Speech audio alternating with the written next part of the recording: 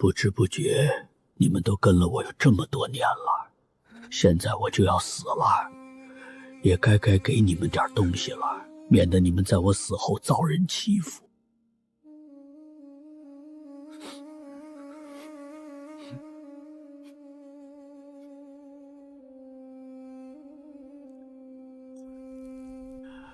我要给你们的东西都已经提前放在里面了，老大，你来打开。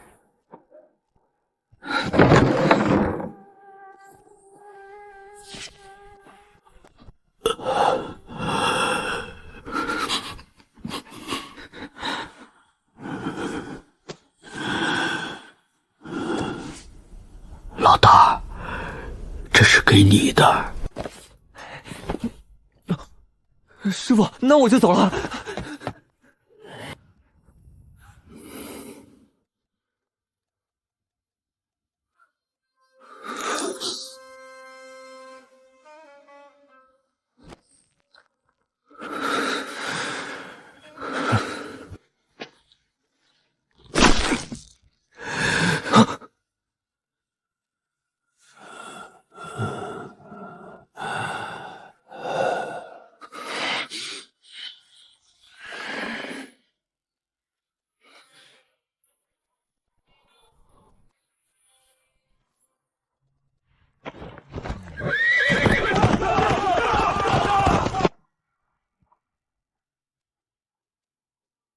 老二，这是给你的。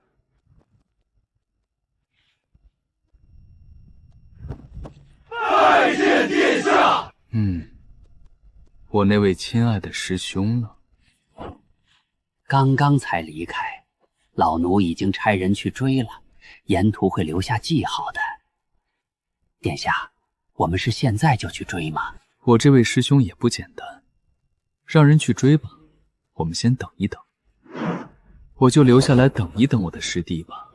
毕竟大家一起生活了5年，怎么也该由我这位师兄来亲手送他上路啊。老三，这是给你的。师傅，你睁开眼睛看看，我可是你最疼爱的老三啊！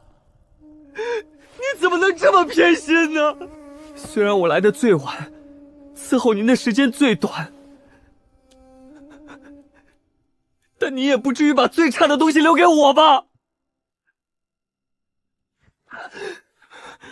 你还记不记得，在您卧床不起之后，其他2位师兄嫌脏，一直都是我给您端屎端尿，给您洗屁股的。我一把屎一把尿伺候您活到现在，你怎么能这么对我呢？你那2个师兄那么干脆果断，怎么就你婆婆妈妈的？行吧，既然你不愿意接受我的安排，那我也不强求。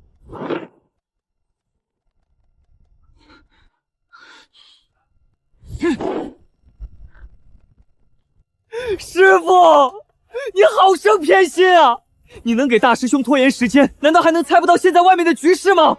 二师兄那个老阴，现在肯定带人在外面堵我。我要是就拿着这本养生术出去，一定是被杀人夺书的结果。这是你的事情，你没有后手准备，来找我办什么事？如你所见，我已经是眉毛以下都入土的将死之人了，我能帮你干什么？我就算给你更好的传承，你也拿不住啊！再说了，以你的资质，养生术就是最适合你的了，练别的功法就是在浪费时间。你只不过是个凡人，难道还能在这最多1刻钟的时间里变强，然后出去横扫一切吗？这的确是个问题。师傅，虽然我不是二师兄那种有着深厚背景的人，但我也有着做人的尊严，哪怕是战死，也绝不允许自己遭遇生不如死的对待。没想到你居然还有这样的心气，你想怎么样？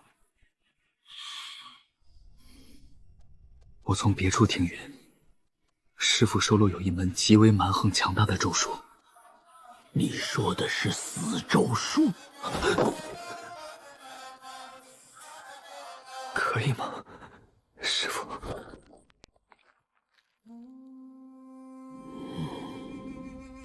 行吧，我可以给你死咒术，就当做是养生术的替换吧。谁让你看不上这门养生术呢？引气入体，以身为引，沟通天地，咒杀千里之外的敌人。死咒术堪称是世间一切咒术的顶峰，可以如同寻常咒术一般，使用他人发丝、血液、皮肤碎裂和贴身之物等东西隔空杀人，也可以近身杀人。要使用死咒术，媒介相当重要。这媒介可以是施咒对象的头发、血液等物，也可以是你的目光。这岂不是说，只要我看到敌人，然后发动咒术，就能取人性命？的确，这门咒术就是如此霸道和强大。但使用死咒术不是没有代价的，代价就是你的寿命。要杀死施咒对象，需你拿自己的命来换，而在这个过程中，很多因素都可以影响到最终结果，比如因果、气运、身份影响等等。以你的命格和剩余寿命，最多可以杀外面3个人。你如果想杀老二，你被死咒术反噬死了，恐怕也杀不了他，最多只能断去他的位移道那条土，让他在几十年后的病榻之上凄惨死去。怎么样？现在还敢用死咒术出去搏命吗？敢，有何不敢？我宁愿站着死，绝不跪着生。老东西的吓唬，我甚至有点想笑。身为带着无限寿命的穿越者，我已经在这个世界苟了50年了。既然你已经得到你想要的了，那就去拼命去吧。师傅，养生术是不是专门用来养生延命的？或许可以，不过没人试过。你倒是有几分小聪明，可惜太过贪心了。我这里的规矩是你们一人只能拿走1本，你已经从我这里得到了死咒术，难道还想……如果他非要不依不饶的话，那我也只能是让他吃一剂死咒术了。师父是隐世高人，据说曾经也是这一方世界呼风唤雨的大人物，面对这种大人物，肯定不能小觑。要不起步就拿1000年寿命试试水？不，这实在是太看不起师父了。我只是个普通凡人，唯一的手段就是死咒术，只有1次动手的机会，不是1次杀不了他，到时候死的就是我了。我现在是典型的功高血薄，出手绝不能留手，必须要保证能够一击必杀才行。决定了，一出手就是10万年寿命，不，100万年寿命。等等，感觉还是不太保守，要不还是直接上1万亿年。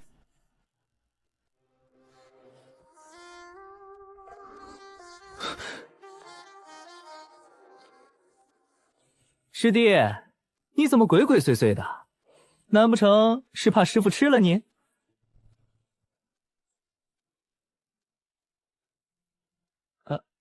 二师兄，原来你这么有钱啊！那之前还跟我们抢什么西周野菜？你找死！哎，动手！这么果断的吗？师傅还没咽气呢，二师兄你就要同门操高，是否太过心急了一点？哼，骗谁呢？倘若师傅真的还没咽气，你又怎么会出来？在里面磨蹭这么久，你不就是为了能够多活一会儿吗？你的这种小聪明骗不了我，给我上！刘阿婆扁担里豆腐猪，我知道老二的身份不一般，在这青石镇里安插了不少人，我也发现了不少，可我没想到你们居然全都是他的人。感情整个青石镇都是他的人，你们只是在演戏。什么大型 cosplay？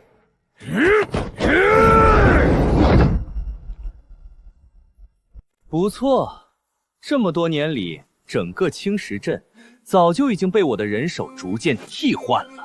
若不是为了在老头子面前演戏，我根本不用受你们的侮辱。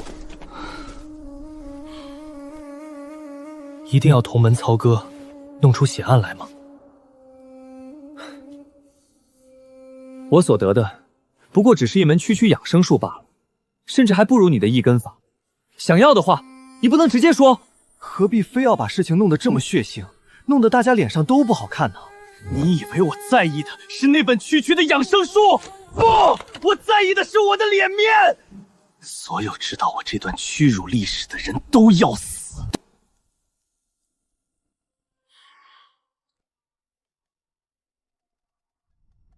好吧，看起来似乎都是死士，哪怕知道会被抛弃，也没有任何道理，实在太忠心了。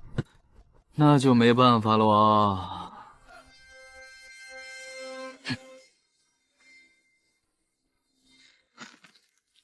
师父没骗我，这死咒术操作起来的确简单。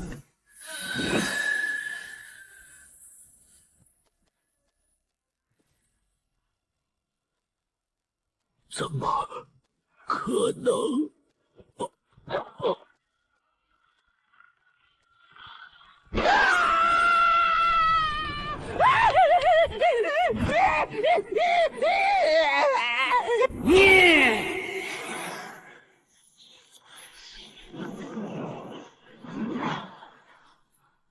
这是怎么回事？张公公！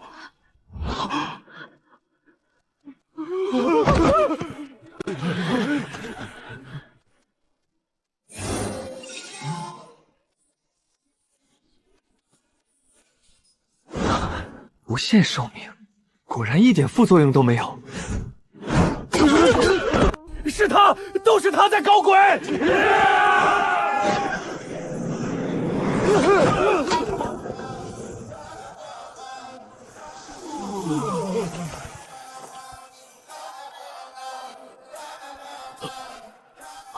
这小兔崽子果然还留了后手，我得赶快开溜了。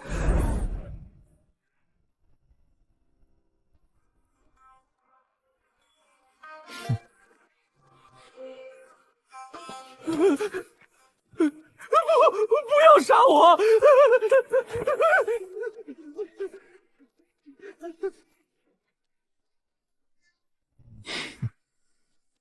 给我一个不杀你的理由呗。你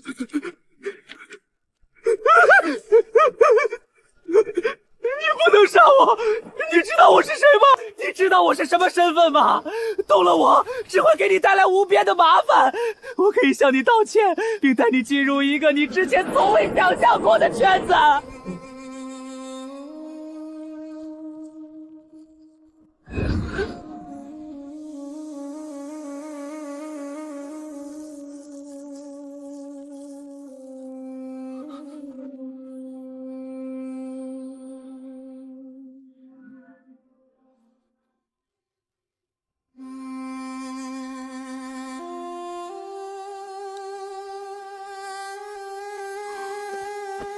希望这东西不是认主的吧？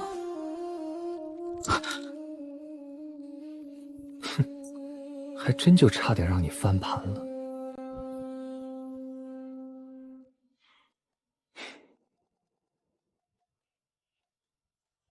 这玩意儿，该不会就是储物戒指吧？可惜，我现在还是个凡人，根本无从确认，更别说打开里面的空间了。这方世界的修炼体系和法门，都是如此神奇的吗？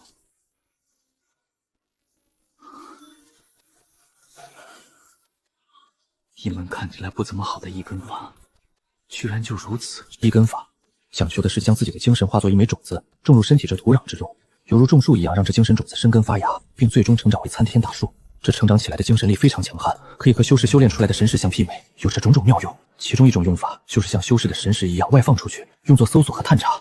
死咒术固然强大，可惜目前还是有着很大的缺点，那就是媒介只能依托于他的目光。一旦敌人绕到他的背后或其他死角偷袭他，他就没有办法。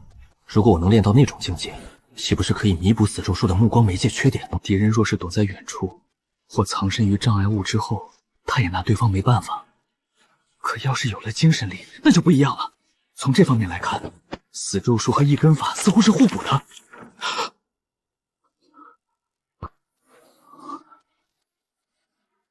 养生术竟然能和死咒术互补，它可以弥补死咒术透支的寿命。但现在看起来，一根法和养生术也是互补的。养生术具体原理是增强肉活性和坚硬程度，以此来达到养生延命的目的。根据养生术的记载，可以化根到最高级肥沃土壤，而好的肉身可以吸真法，居然不都可以互补？那么大师兄取走的太初仙经，那本仙经可以与我手里的两术一法互补吗？互补之后又会达到怎样的结果？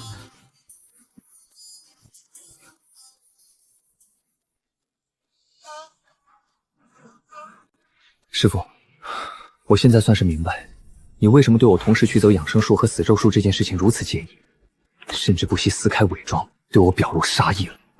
因为我同时取走2门术，已经可以在实际上尝试两术互补了。再加上堵在门口的二师兄以及他所持有的一根法，在师傅眼里，这名男子必死的情况下，很可能让二师兄及其背后的势力凑齐两术一法，并发现这些术法能够互补的真相。继续往下思考，那事情就很有趣了。而根据这名男子的观影经验，像他这种实力不强、独自一人却不小心发现了真相的人物，接下来要面对的就是来自幕后黑手的灭口。不妙的感觉越来越重了。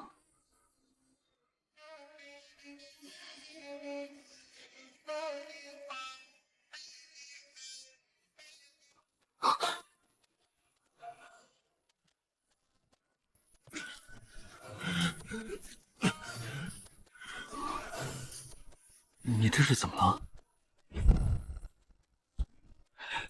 你怎么会到现在还活着？殿下他们为什么没有来支援我们？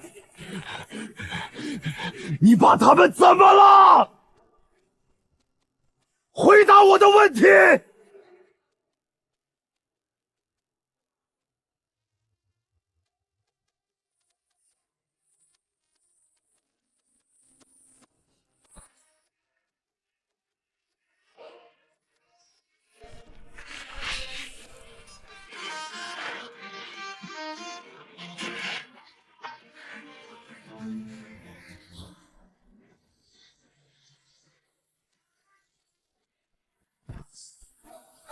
没有力量，拥有再坚定的决意又有什么用？没有实力，在这个世界上根本就什么都不是。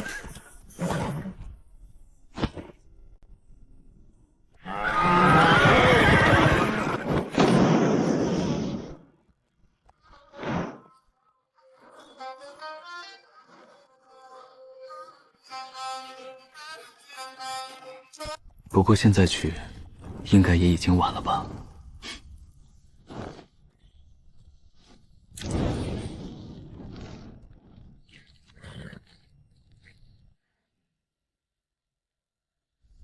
想要开启养生术的修炼，少不了各种可以温养肉身的药材；想要达到更高的境界，更是需要传说中的各路天材地宝，这都不是我目前可以得到的。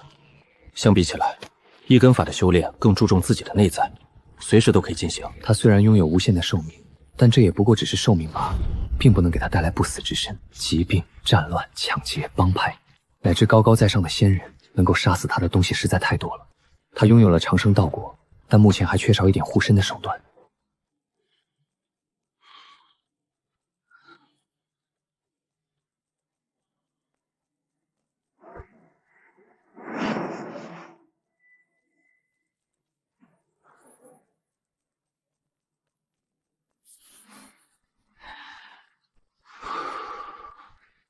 接下来就是要慢慢等待种子的生根发芽了。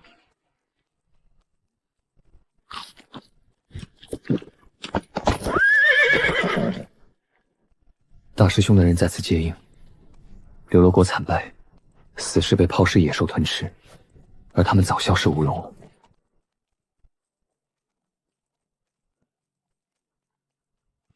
老大、老二身份都不接班，身边更是高手如云，实力不小。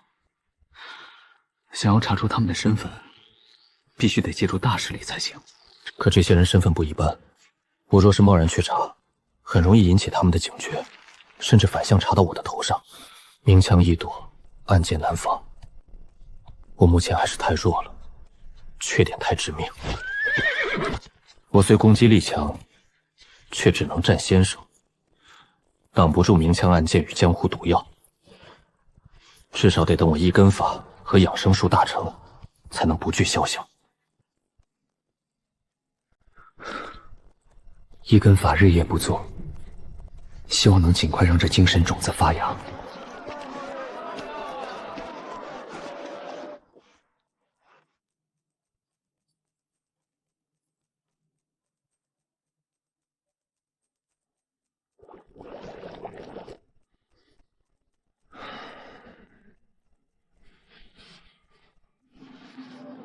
天地灵气，引而为用。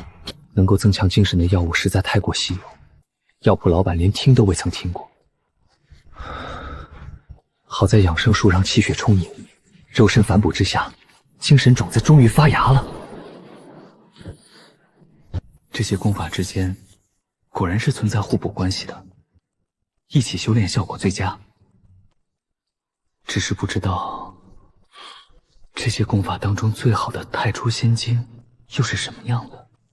3天后，我终于来到了目的地玄泉驿。6年前，我在此遇到了一个号称白晓生的江湖奇人。哎呀，这位公子惊为天人啊！千万别走，老夫今日非得给你算上一卦不可。我最喜欢的就是寻仙问道了，不知你能否为我指引我的仙路何在？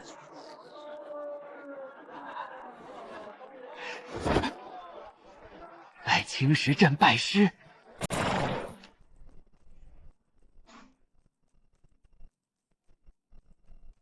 如果我真的不小心卷进了什么阴谋当中的话，那一切问题的源头绝对是在白晓生这里。这副面容连大师兄都认不出，就以此再去会一会白晓生吧。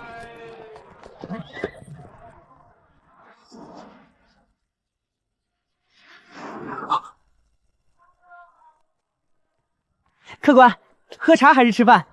小二哥，我想问一下，这里不是白小楼吗？怎么变成茶楼了？这里曾经的确是白小楼，只是后来改做茶楼了。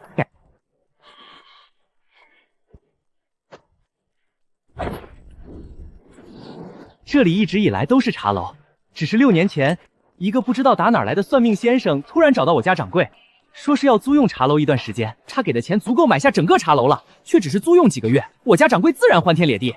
到期之后，那个算命师就消失不见了，茶楼重新开业，一直到现在。他自然不会就这么听信一面之词，接下来问过不少人，结果所有人都告诉他，白小楼才是短暂的过往。不妙啊，不知不觉间，居然就落到了别人的算计里。之前的我就是个凡人，白晓生为什么要针对我设下这个局呢？我有什么值得这些人惦记的？难道是我长生不老的事情被他们发现了？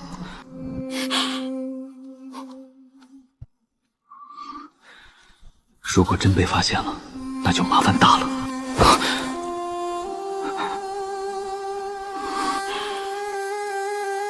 这是不可能的。如果我这个长生者的身份真的被他们发现了，那他们根本不会跟我绕这么一大圈，直接把我抓走，然后拷问，甚至上手搜魂，这不是更简单一点？如果真的有人发现了这一点，放眼全世界，没人能够忍得住不对我下手。如果不是因为发现了我长生者的身份，那难道是我真的骨骼惊奇，面相独特？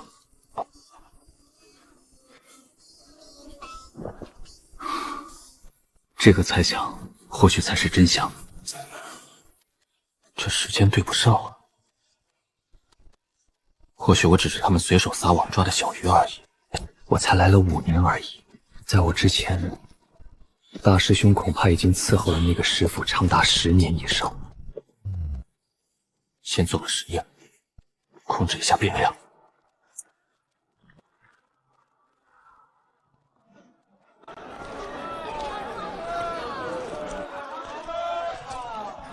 这位客官，请问是有什么事吗？小二哥，我想问一下，这里不是白小楼吗？怎么变成茶楼了？这里的确曾经是白小楼，不过现在已经改成茶楼了。意料之外，情理之中。怪就怪我当时没有防人之心，居然就这么被骗了。那个白小楼是欠了你们钱吗？还是怎么了？这样的话，你们应该早点过来找啊！现在这都多少年过去了，哪里还能再找到？一个时辰前，有个小哥也像你一样过来找我问白小楼的事情呢。他还接着问了很多人呢，就为了搞清楚白小楼的事情。他人呢？不知道，我记得当时他是往那边问着过去了。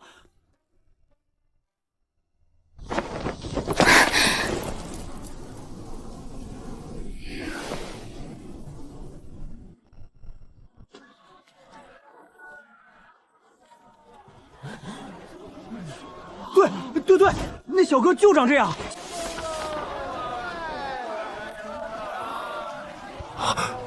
这次终于是画对了。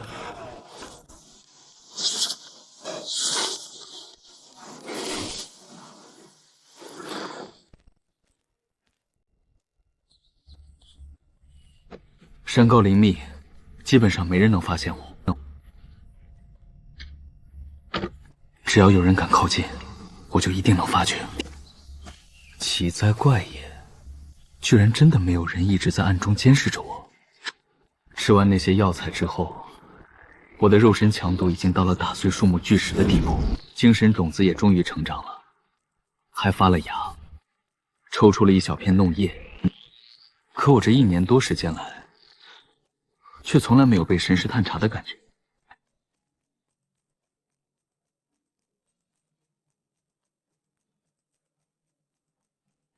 要么就是真的没人关注我，要么就是有人监视着我，只是我根本发现不了。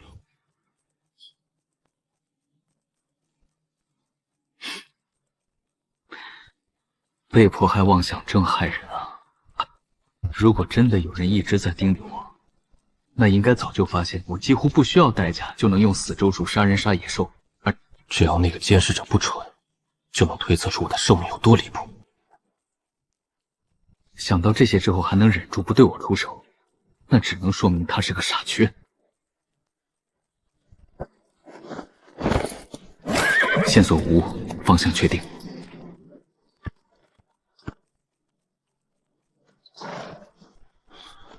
那么问题来了，他们为什么不监视着我呢？再往下思考下去，就要彻底脱缰了。目前无法论证的事情，想再多也没用。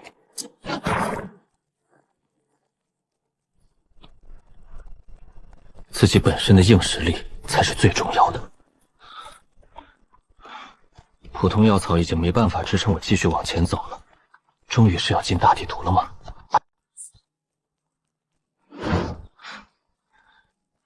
那就让我们玩的再大一点，直接去皇都吧。第一站先买个地图，不然连皇城在哪儿都不知道。廖老板，坏了，我的钱1年前就花完了。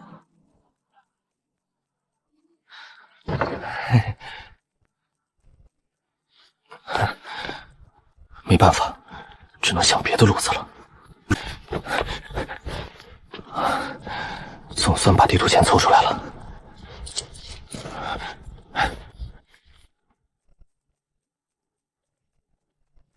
那些大城里居然有非洲服务，倒是挺方便。先去最近的大城同兆城。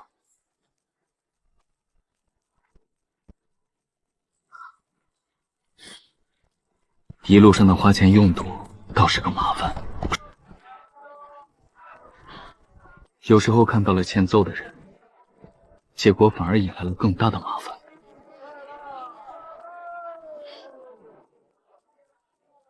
我就不小心打了个当地郡守的儿子，最后实在没办法，我给满地尸体鞠了3躬之后，只能转身离开。这的确是前所未见的大城。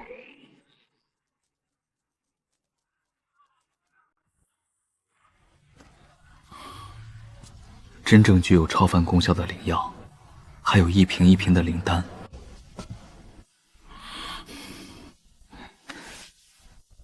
头一次觉得自己像个乡下要饭的。哎，别乱摸啊！哼，穷鬼，你买得起吗你？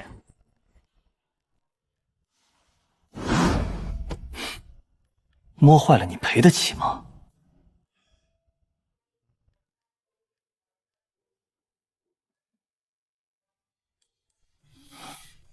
你已有取死之道。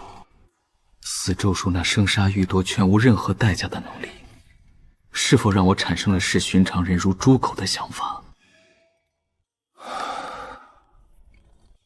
我的心态是否远远落后于我所获得的力量？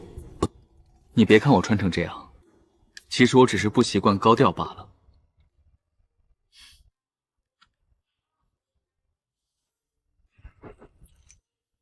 其实我还是很有钱的。哼，说你是第一次进城的乡下土包子，你还不认？这可都是正正经经的灵药和炼丹。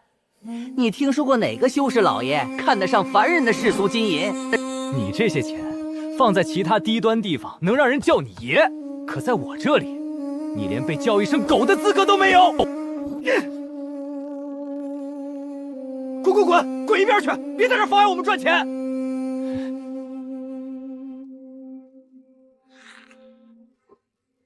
在你这里消费，你还不乐意了是吧？什么时候消费者变得这么卑微了？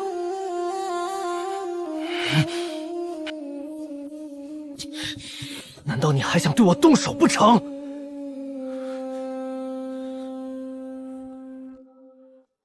啊！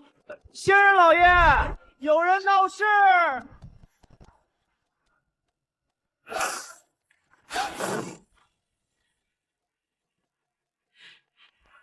就是你要闹事。没错，没错，就是他。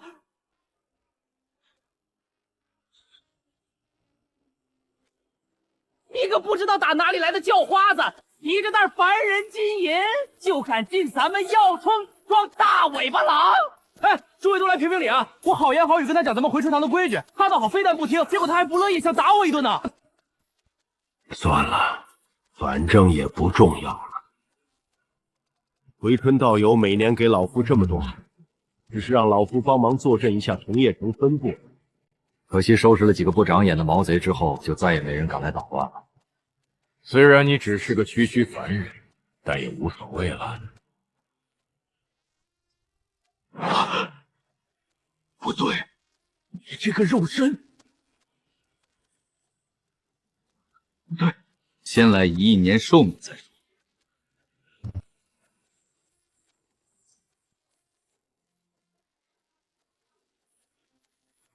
投入过量寿命发动死咒术，居然会是这样的结果吗？敌人的肉身神魂将会在连他们都反应不过来的时间里，直接腐化成灰。饶命！是小人一叶障目，不识泰山，冒犯了您老人家，我愿意以死赎罪，只求您老人家能饶我一命。看来你真是脑子都不清醒了，说点话都前后矛盾。你就饶过我这一次吧，木凡。我倒是愿意给你一个活命的机会，前提是你要聪明，至少不能哭，不能打扰我的心思。我不哭，我不哭。那就行动起来吧，把你们药铺里所有有价值的灵药和灵丹都给我打包，我要带走。记得不同的丹药要标上标签。这是，好吧。留他一命，果然能帮我更快收拾战场。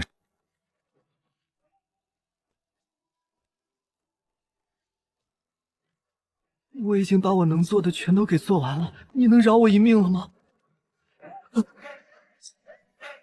放过你，其实是一件非常简单的事情。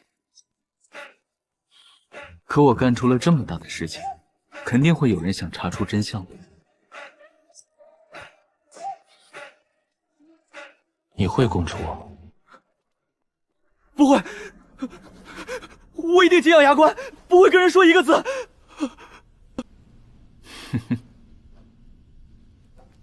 天真！你今天能为了活命帮我做事，难道明天就不能为了活命把我的事情全给抖出去？那些修士老爷还能搜魂呢，你根本就保守不住什么秘密。如果饶你一命，注定会让我的处境变得更加危险的话，我凭什么还要继续遵守诺言呢？你骗我！你这个骗子！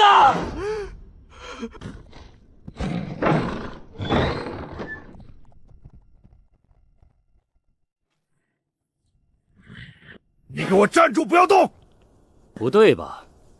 我怎么没在回春药铺里见过你？回春药铺里根本没有你这一号人物才对，你怎么会从药铺的后门里走出来？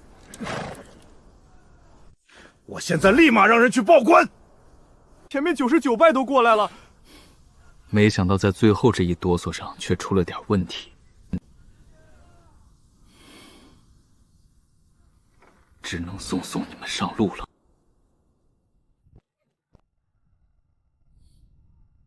送这么多人一起上天堂可是很累的。先在同朝城待一段时间再说。带着这么一大包东西去做非洲，太显眼了。先在城中把这些药物消耗一波，等风头过去再走。这么多东西里面，其实对我有用的，也就那么几个。好像是花了大力气，打劫了一堆对我没多大用的垃圾啊！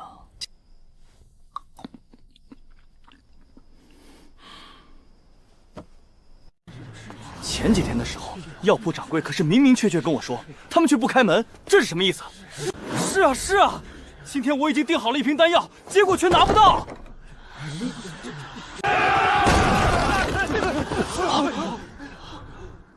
药铺里的阵法怎么没了？回春药铺竟然被人洗劫了！这件事怕是要闹大了。回春药铺惨案已经成了全城的热点话题。你确定这就是玄异子酒？道友，你跟我说，一位元婴高人，连哼都没来得及哼一声，就和店内其他人一起成了这副模样。那动手的该是何等存在？化神老怪吗？那等强者为何会来到同界城，却没有任何人提前得到消息？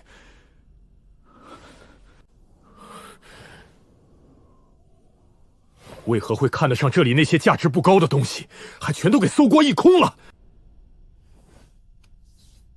刚刚得知这个消息的时候，我也像你一样感到震惊和不敢置信。但除了这个解释之外，又还能怎么解释眼下的情况呢？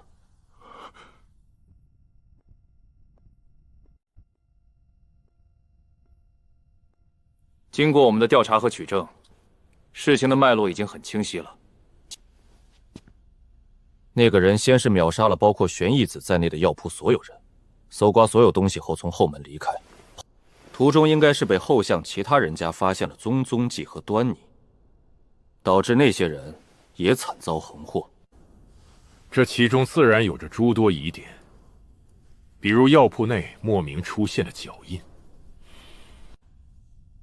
比如目击证人口中那个像是逃难来的土包子。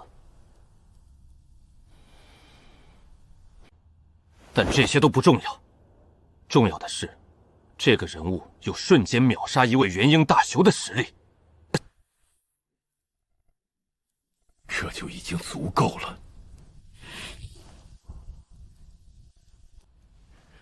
接下来的事情，我们同志城将不会再插手，以免灾祸蔓延到我们身上。就算是你要和那幕后真凶不死不休，也请将战场带离同业城。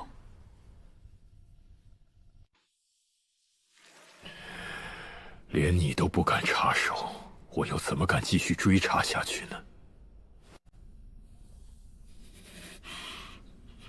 这件事，我也只能是打碎了牙齿往肚里咽。我未曾在外树敌，也没有得罪过这样的强者，他为什么要这么做呢？如果真的有仇，直接来找我不是更好吗？你有没有想过，那人其实并不是想要你的性命，而是想要警告、敲打你一下呢？回春真人，这分店的损失，怕是要你亲自去总堂解释了。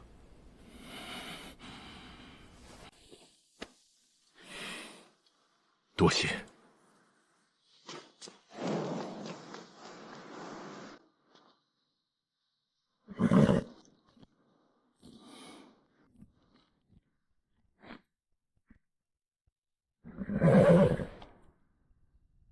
老马，老马，你要尽快变得强大和聪明起来啊！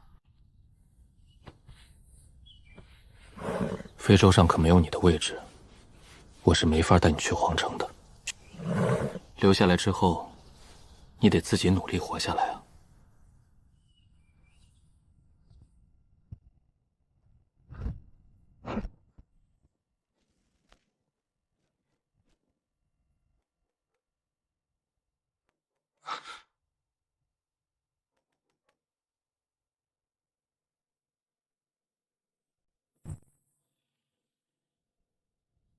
是你们啊？我不是说过很多次了，我不太喜欢搞交际，也对你们没有什么兴趣。小哥，我明白你的想法，你这个年纪的人会讨厌人际交往是很正常的。但这世上的东西，只要存在，就一定有它的道理。这是我们卤的猪蹄，多了一些，就给你送来了。劳烦二位跑一趟，顺路而已。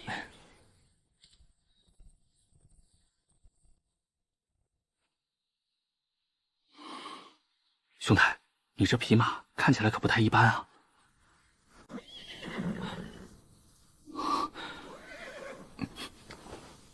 莫非是传说中的异兽灵兽？没什么，吃了2天灵药，这畜生就长成了现在一样。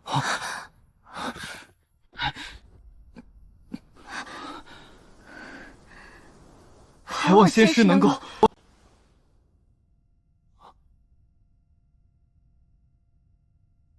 我不是什么仙师，我只是一个有点运气的普通人而已。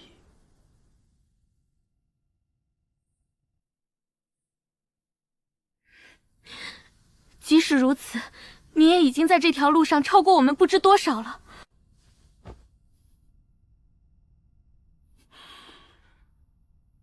只要你能够拉我们一把，我们愿意付出任何代价。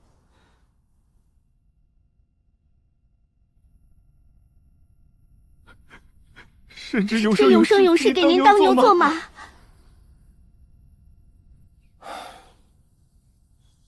长生，真就这么吸引人吗？我不日就将启程前往大楚皇都，这匹老马追随我良久，一时间却没有什么托付值得可信之人。您放心，我们一定帮您把这匹马照顾好。哪怕是我们饿死了，也绝不会让这匹马少半点吃的。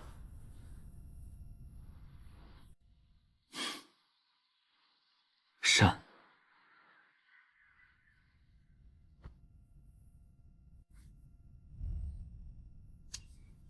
这是给凡人延寿的，吃下去，活到150岁不成问题。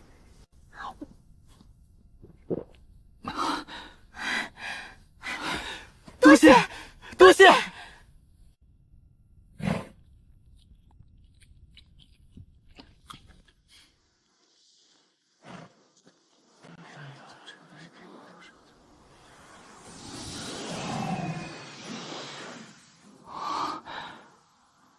这就是非洲啊！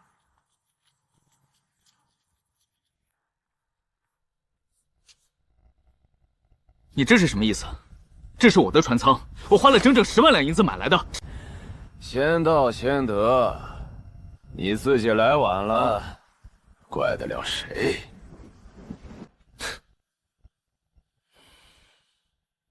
那照你的意思是，我那10万两就算是打了水漂了？你可以去我的床上睡嘛，我还是很有人情味儿的。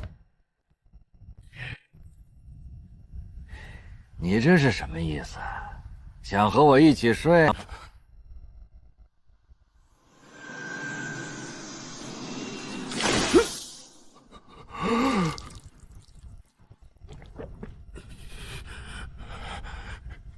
这是什么招数？原来你也不简单。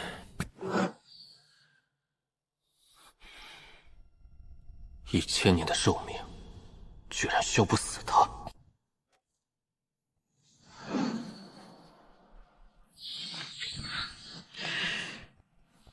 让我来会一会你。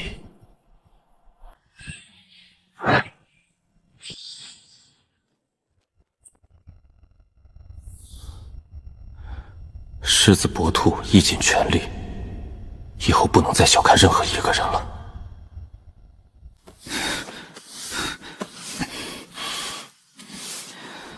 真是的，在哪儿都能遇到这种烂人。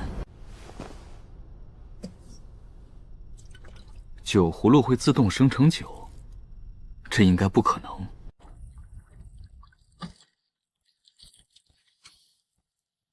应该是之前那个醉鬼往里面装了大量酒水。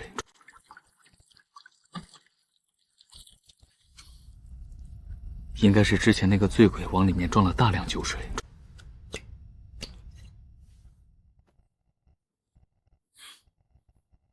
还挺好用的。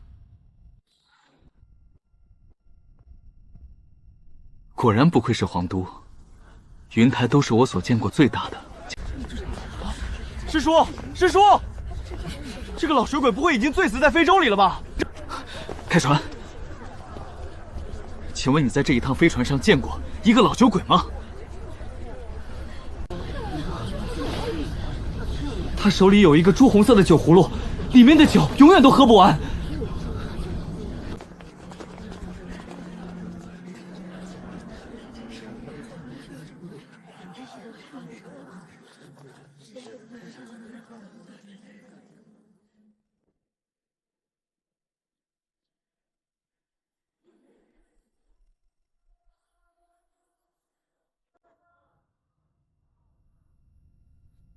来到皇都，首要之事当然是租房。外地人来租房，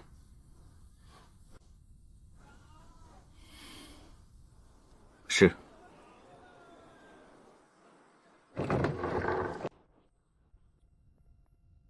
这是我手里唯一还空着的房子了。你要是中意，1个月5两银子。1个月5两银子，这么贵？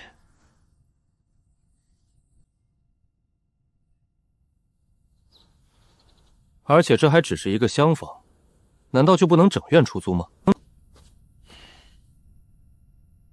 这个价格在皇都很正常了，你要租不起就别来了。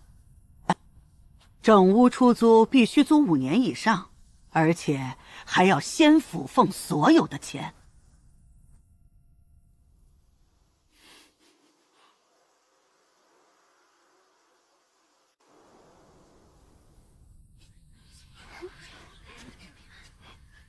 好，这间我租了。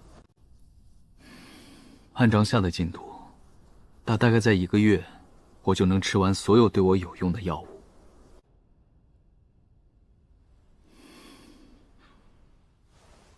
然后就是要想办法获取新的修炼资源了。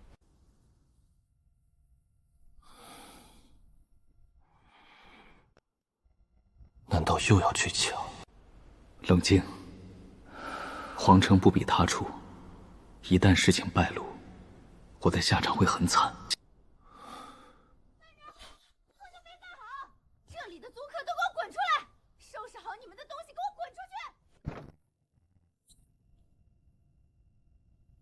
你凭什么这么做？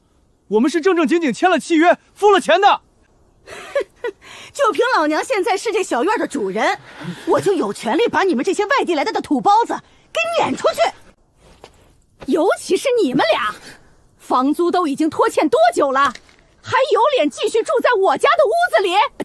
对呀，总之我们是签了契约的，这个月的房租也都已经按时付了。契约？什么契约？哼，契约？什么契约？我怎么不知道？我老公人死了之后，为了去除晦气，我把和他有关的很多东西都烧给他了呀。你以为你把你手里的契约烧了就没事了吗？别忘了，我们手里还有一份。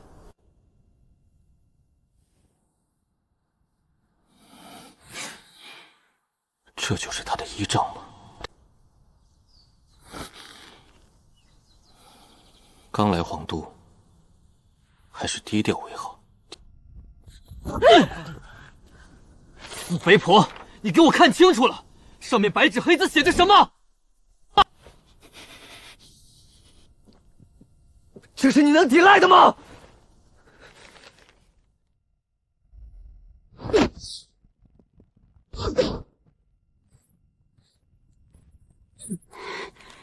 哪有什么契约？我怎么没看到啊？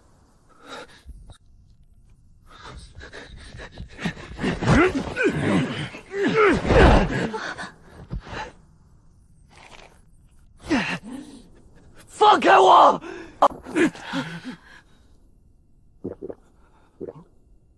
我看你们就是一些趁我老公不注意强占了我家房子的流氓小偷。老娘我心善，就不押你们去见官了。你们自己快快收拾东西，然后滚出去吧。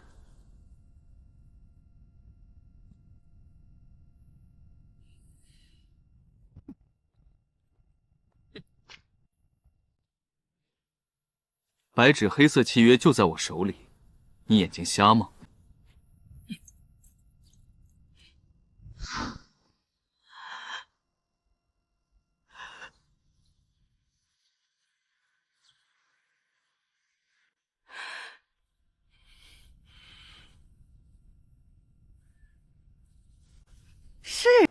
是吗？这真的是你和我那个死鬼老公缔结的房契吗？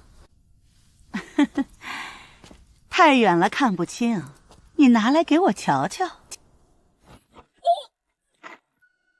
自己傻了，还以为别人都是。同样的招数还想对我用，第二次想让我搬走也不是不行。先把我已经交了的那些房租和押金翻10倍退回来，再给我磕头道歉。还愣着干什么？我花钱雇你们来，是让你们来看戏的吗？还不快点给我上！别把人给打死了，先打断他的四肢再说。我非要亲手报仇不可。发现道理说不过，就要诉诸于武力了吗？为什么哪里都是这样？为什么这个世道如此的黑暗艰险？为什么我这么善良的人，总是会遭遇这些黑暗的事情？小子，下了地狱再来感叹吧！像你这样的外乡人，在皇都无亲无故，无人在意，哪怕尸体在臭水沟里被老鼠吃完了，也不会有人在乎的。哼，杀了你哥几个，什么事儿都不会有。下辈子投胎的时候，记得聪明点，就乖乖在自己的乡下村子里趴着吧，别再心怀幻想往皇都里扎了。这里不是什么实现理想的天堂，这里是吃人不吐骨头的地狱。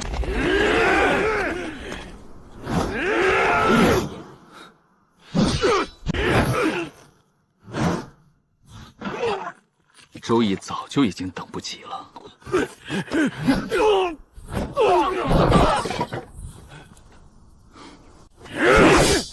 哼，对付这些人，就像是猫抓老鼠一般轻松。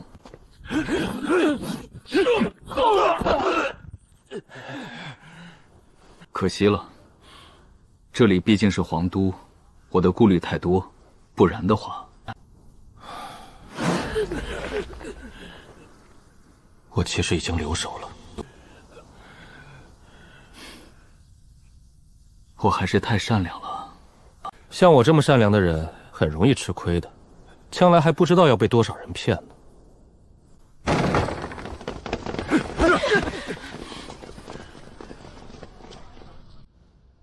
堂下何人呐？堂下何人？奸夫流亡氏在此。几日前，奸夫两人意外落水去世，只留下我们孤儿寡母。为了生计，为了孩子的未来，我不得不开始梳理丈夫留下的家产。结果这才发现，我家有一处院落居然被这些不知从何处而来的外城流民给霸占了。奸夫去找他们讲理，反被毒打一通，就连过来帮我说话的远房表哥等人也是身首异处。请青天大老爷为民妇做主啊！看你小子白白净净，气度雍容，本以为你是个人物，没想到却是如此穷凶极恶的歹徒。大哥，你这决定也太草率了吧！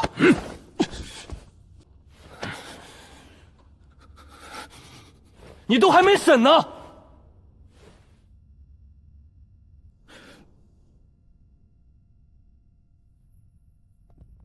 那就审一审吧。你姓甚名谁？家住何方？今年什么年岁？为何要强占流亡氏的房子？又为何要悍然出手杀人？冤枉啊，大人！冤枉啊，大人！我什么时候出手杀人了？小人只不过是和那几个壮汉起了点冲突，他们又是刀又是铁钩，长得又魁梧健硕，一副凶神恶煞的样子，向我围了过来，还要砍我。我当时实在太害怕了，这才和他们打了起来。可能是肾上腺素爆发，我把他们都打倒了。只是这下手轻重实在没法控制。你胡说！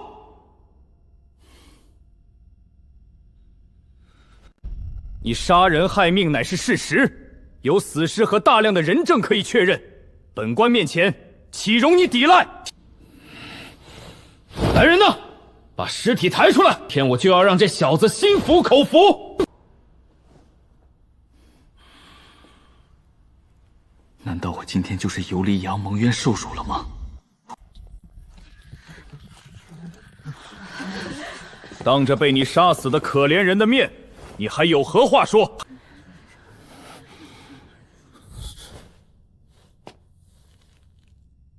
小人当然有话说，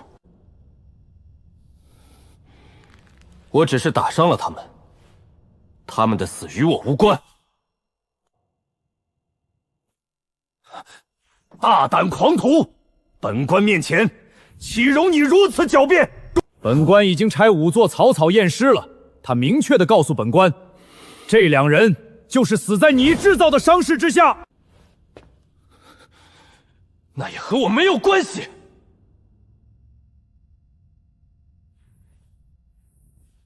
我只是打伤了他们，真正让他们死去的元凶其实是失血过多和伤势持续恶化。我动手时自有我的分寸，并没有想要杀死他们，只要他们及时得到救治，还是可以活下来的。他们之所以会死，就在于某些人反应速度太慢，没有给他们及时的救治，还请青天大老爷明察。我要是有你这样的脸皮，何愁在官场上混不开呢？还好你只是个凡人，不然要是让你跨上修行道路并当上官，还不知你将来会在朝堂上走出多远，祸害多少人呢？大人怎么能这么说？就比如说，年幼时一顽童将另一顽童推到地上摔了一跤，几十年后，那摔了一跤的顽童老死了，难道他的家人能告另一个顽童杀人害命吗？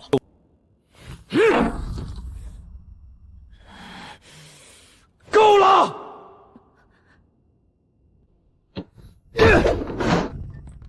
现在，立刻，马上把他给我拖出去砍了！果然，你早已收受了贿赂，从一开始就没想过要公正公平的审理这个案件。大胆狂徒，死到临头，居然还敢胡乱攀咬本官！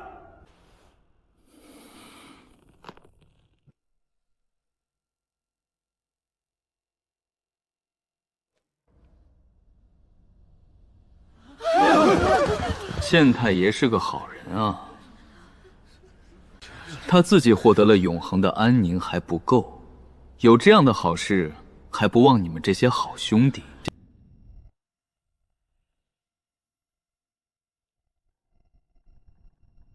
这真的值得吗？为了一套房子，居然闹出了这么多的人命，还是在县衙里闹出来的。看来这背后还有些我不知道的事情了。你居然敢杀害我们龙虎帮这么多兄弟，帮主不会放过你的！不要这么敌视我。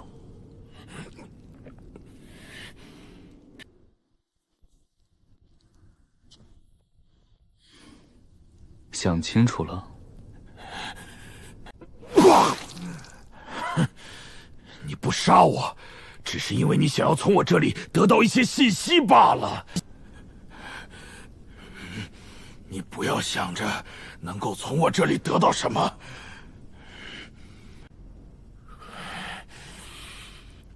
我什么都不会告诉你的。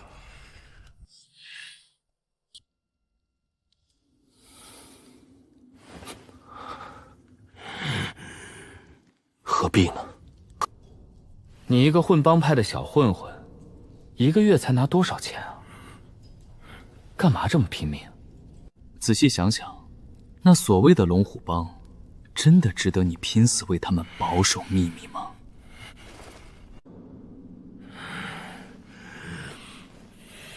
当然不值得。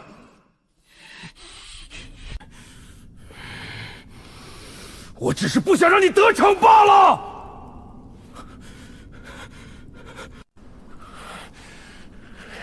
你把我弄成这样，让我这辈子算是废了。下半辈子我只能当个终日躺在床上的废人。且不说我家里人还愿不愿意认我，但是我这些年结下的那些好些仇家，就不会放过这个机会。我一定会死的，而且会死得很惨，还有很大可能会连累家里人。而这一切全都拜你所赐。哪怕跟你说了我所知道的信息，我也还是会死。那我为什么要告诉你呢？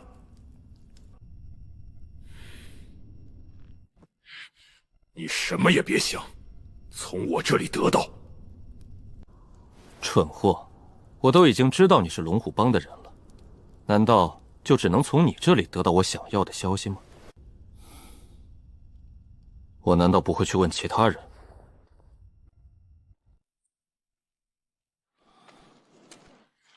是时候结束这件事情了。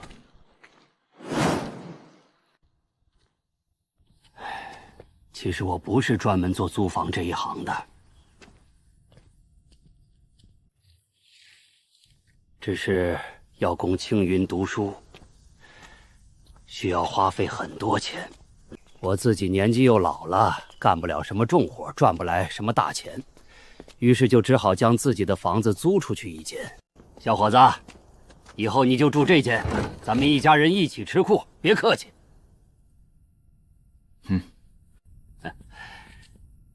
这就是我儿子青云，怎么样？看起来就是个读书的苗子吧？我听说朝廷现在开科取士的标准已经变了。诗词文章不重要了，从今往后，但凡能够入朝为官的，都得是飞天遁地的仙人。你待在楼上读书，真的有用吗？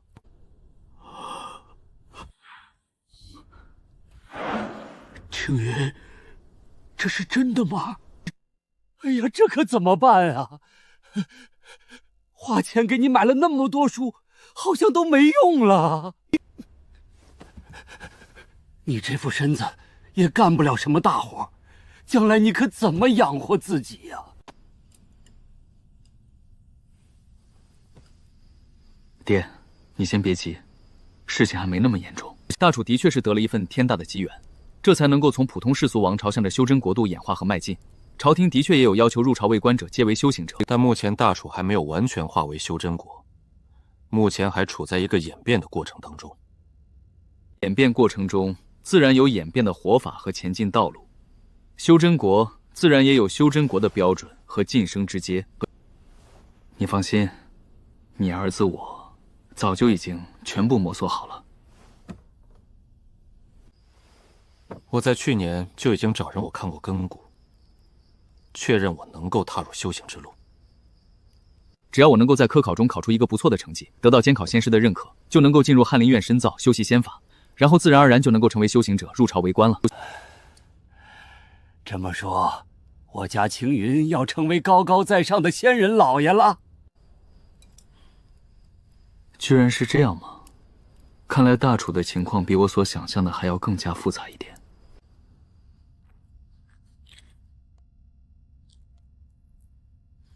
这个时间很正常。对于凡人来说，这是7、8代人的家族历史；对于凡俗王朝来说，已经足以走完一个王朝从开始到结束的全过程。但对于生命漫长的修真者和修真国来说，这点时间不过弹指一挥。对于那些最早开始迈入修行之路的老家伙来说，甚至不过只是一次闭关的时间罢了。他们不仅不会觉得慢，还会觉得有些快和惊喜呢。按照正常王朝的寿命来说，大楚早就该覆灭掉了。可开始向着修真国演变化之后，大楚不仅没事，反而还变得更加强盛，每年都在向外疯狂扩张。这样的情况下，王朝内部的矛盾不知该有何等尖锐。如果不是如今的大楚王朝高端战力实在太强的话，恐怕早就已经被推翻了。矛盾再大又如何？没有足够强大的力量，所谓的仇恨和愤怒，只能说是一个笑话。这个世界就是这样的，弱肉强食。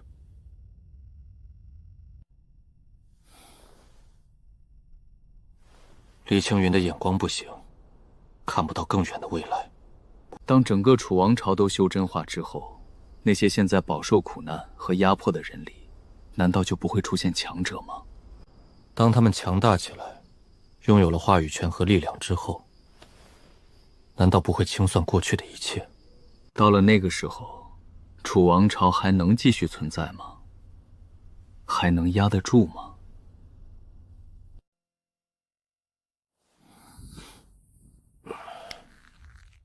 还是需要变得更强啊！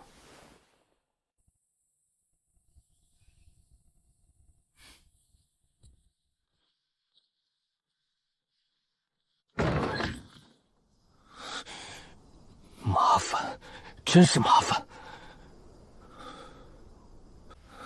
回春药铺、荣王府、地光拍卖场、药王阁、满血角斗场，这些在皇都中大名鼎鼎的建筑和组织，居然都是挨在一起的。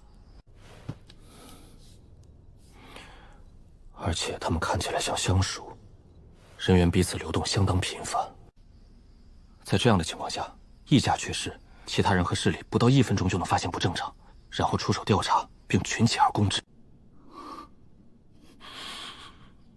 这样的情况下，恐怕死的就是我了。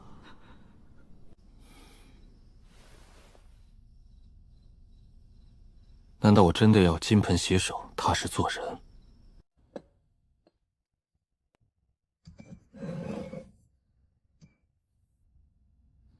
为了赚钱，我终于开始正常营生了。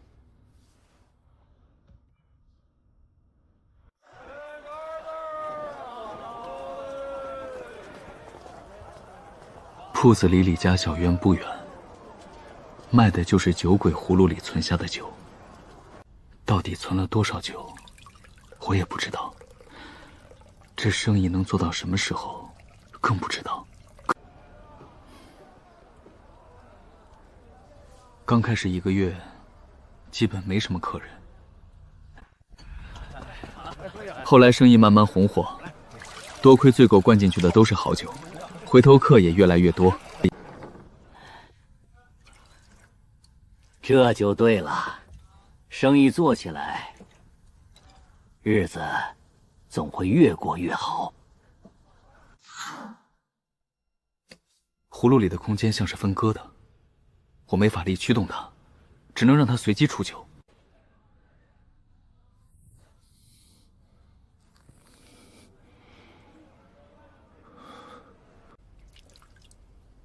这种琥珀色、玛瑙色的酒，不是普通酒，原来是灵酒。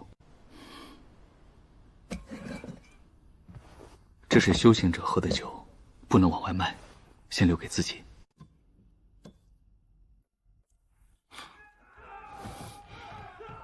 日子本来平静，外面却慢慢开始风起云涌了。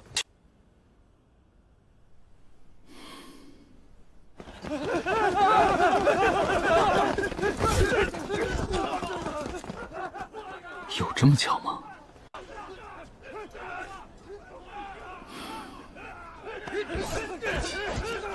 一边是这条街原本收保护费的人，一边居然是龙虎帮。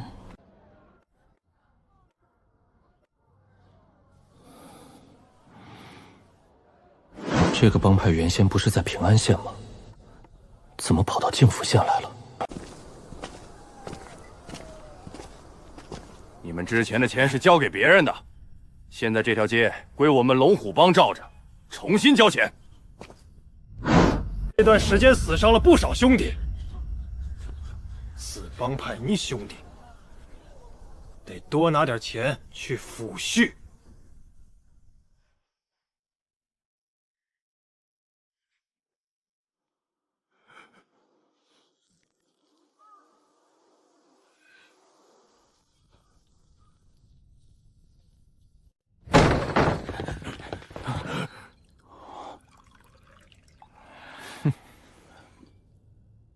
哎呦，你是卖酒的呀？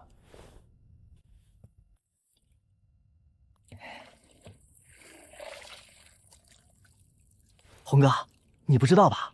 这家酒铺子很有名的。听说一些富贵人家经常会让人来这里订货呢。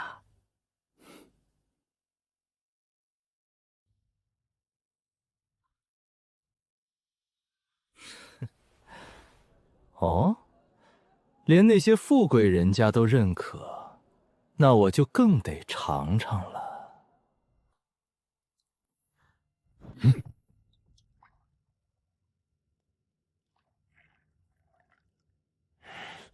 小子，你要干嘛？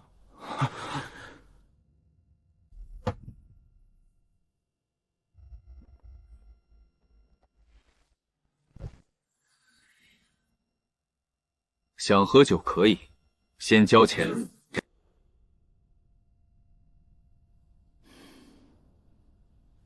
想白吃白喝不行。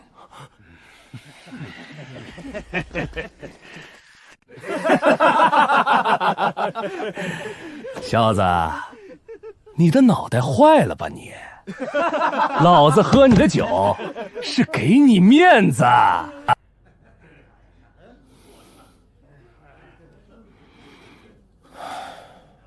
这世道，就当自己想平静，也静不下来呀。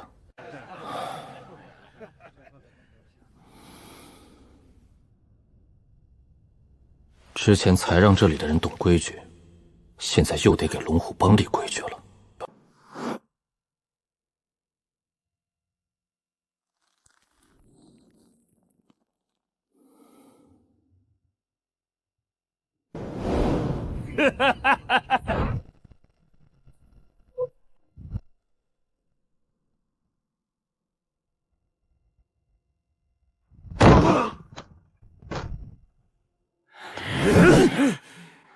砍死他！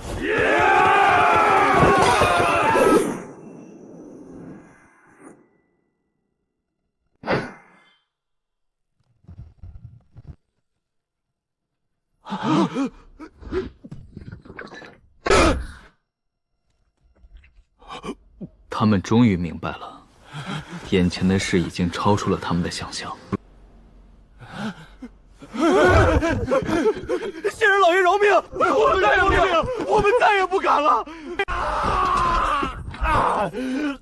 或许我的本质就是个无可救药的圣母吧。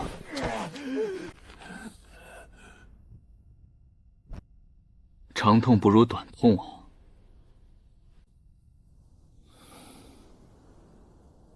善良的我，见不得有人在我面前这么痛苦。是，这对红哥来说，说不定还是件好事呢。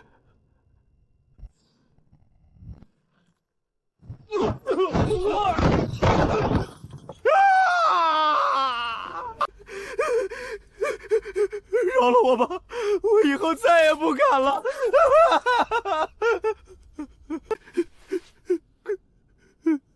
原本我是打算饶你一命，让你带我去一趟龙虎帮的，可我没想到，你居然废物到这种地步，被这种小场面吓成这个模样。我能带你去，我能带你去，只要你能饶我一命。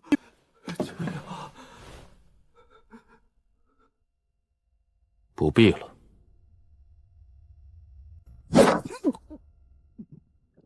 我嫌你脏，更嫌你臭。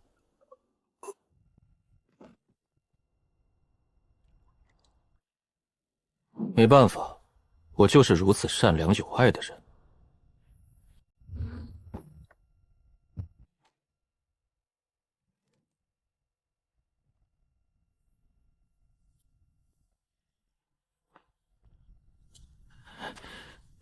赵老板是要去龙虎帮吗？周少侠，是我。没错。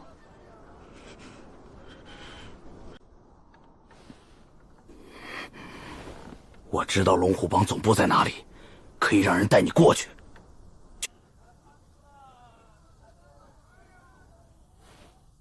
可以。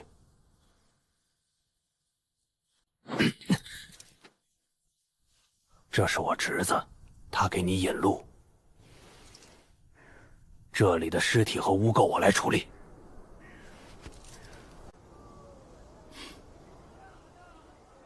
那就多谢了。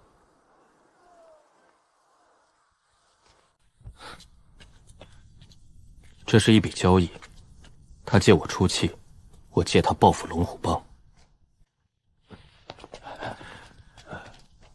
没有想到啊，小赵居然还有这样的身手。他这样的人，居然会甘心守着一家小小酒铺。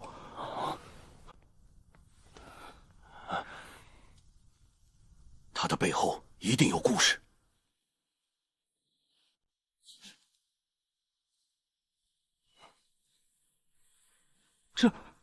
这里就是龙虎帮总部了。多谢了，你可以回去了。站住！站住！你是什么人？和他们相互间，就某些非常重要的事情交流一下。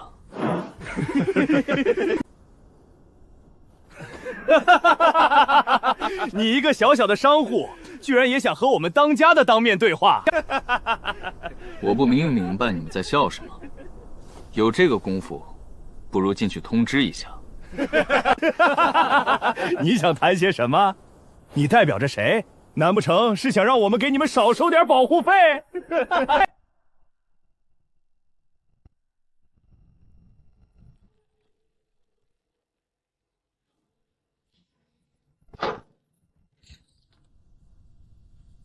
喂，你是干什么的？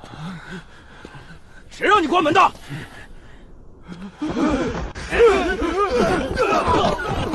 死咒术发动了。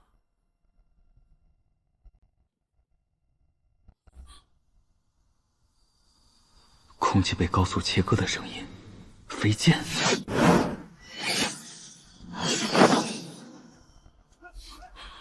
飞剑。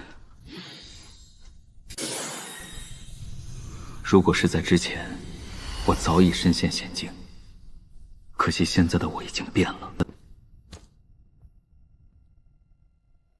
你果然不简单，怪不得敢单枪匹马杀上我龙虎帮！你这是什么法术？我头一次见到，居然有人能够定住我的飞剑！你究竟是什么东西？对视吧，看看你能不能承受死亡。这怎么可能？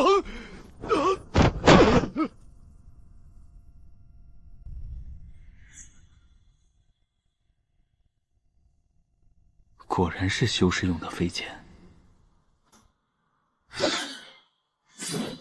哼，不错，不错，不愧是修士用的飞剑。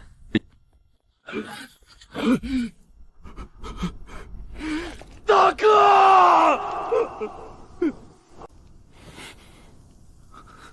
我们和你到底有什么仇什么怨？你为什么要杀害大哥？不为什么，只是因为他想要我的命罢了。他自己找死，谁也救不了。天作孽，有可恕；自作孽，不可活。放心吧，我是有口皆碑的善人，不会让你继续这么悲痛下去的。我这就送你下去，和你心爱的大哥一起作伴。大爷饶命！咱们冤有仇债有主，谁得罪了你，你就去找谁的麻烦，好不好？跟我没关系啊！你这副样是在什么？你不是和你大哥感情深厚，要找我报仇吗？我那不过就是演戏罢了，江湖上不都是这样的吗？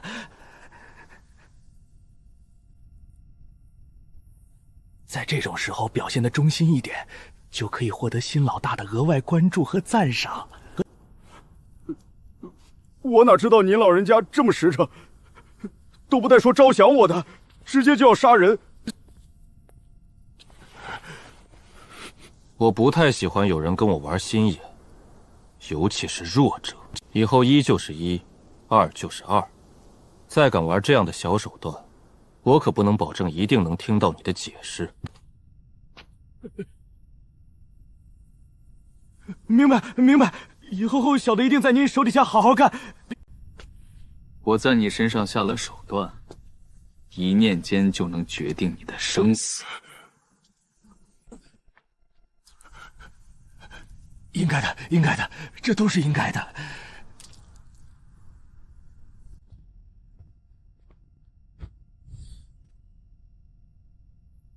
介绍一下自己和龙虎帮吧。小人赵虎，刚刚死的那个是我的结义大哥张龙。我们都是从皇都外进来混口饭吃的散修。皇都的情况对于散修来说实在太恶劣了，没有办法，我们只能选择成立帮派，欺压普通人。龙虎帮这个名字，就来自于我们的名字。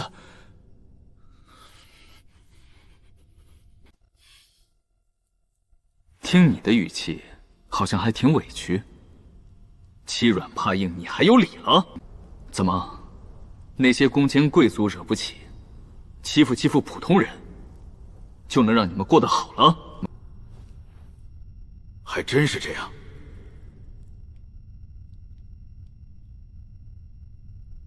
这里是皇都，很多看似平常的东西，其实都有很高的价值，甚至会演变成传说中的法宝，这都是机缘啊！虽然我们的运气不是那么好，但这些年里也是有所收获的。就比如您手里的那把小剑，不然我们这种散修哪里能得到如此精妙的御剑之法？张龙那死鬼也不可能获得如此神妙的飞剑，我和他更不可能这么快一起晋升到炼气9层。继续往下说，我还想听呢。你给我解释一下，你们组建帮派欺男霸女收保护费，怎么就能够提升修为了？你是赵虎一了？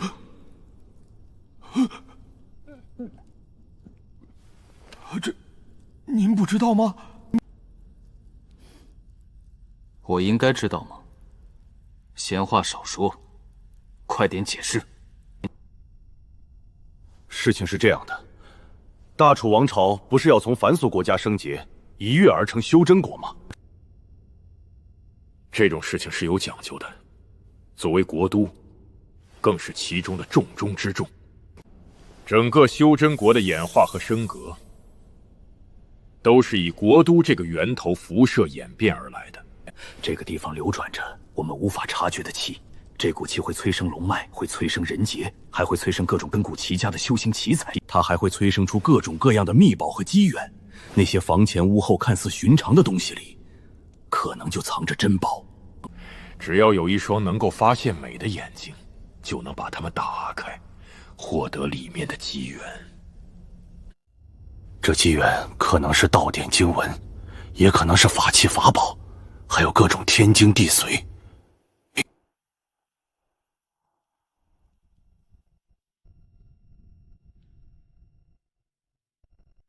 你的意思是，那些上好的地段和会有机缘景的地方，早被大势力和权贵占完了？你们这些散修，就只能涌进差一些的地方，组建帮派欺压凡人，再和其他散修生争抢。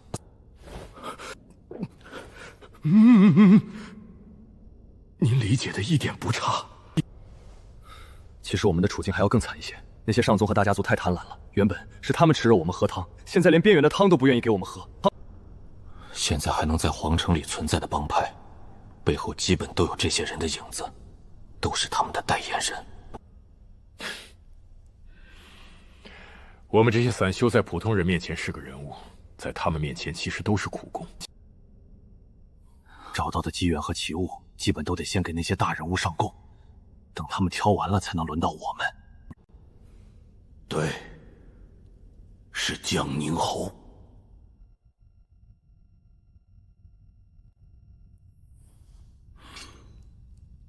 原来是他，怪不得你们龙虎帮最近风头这么响。不过这都是以前的事了，以后恐怕就没有龙虎帮了。江宁侯府的人很强势，他们只收购，不接受合作，而且他们格外厌恶局势失控。如果让他们知道您今日强行杀上门来，恐怕不会善罢甘休。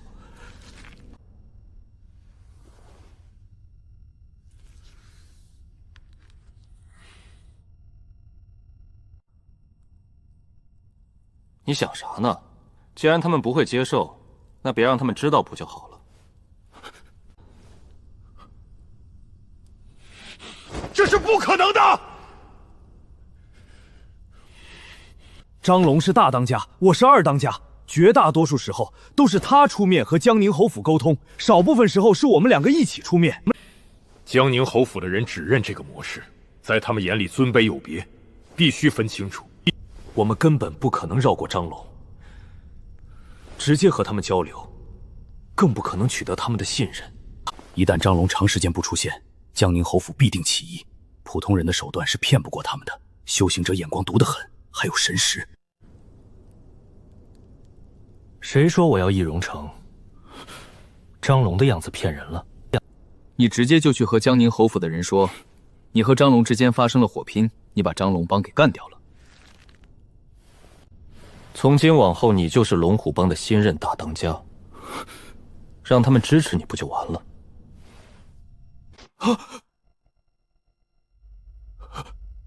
什么？你们两个经营的是帮派，彼此间发生火碰，小弟要上位，这种事情不是多如牛毛？更别说你们还是散修了。散修之间发生这种事情，不是更加寻常？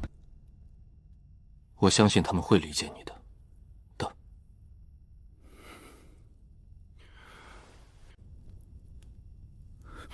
如果他们不理解我，也不支持我，反而恼羞成怒，要当场将我干掉呢？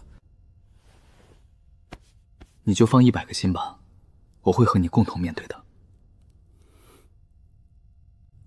如果他们真的不识相的话，那我也就只能把他们干掉，带着你隐姓埋名，亡命天涯了。那还真是希望他们能够识相一点啊！别废话了，现在就处理掉总部内那些知道内情还不服管的人，拉一派打一派，正式确立你这个新任大当家的位置。然后递消息给江宁侯府，让他们过来吧。先斩后奏，凉他们也说不出什么来。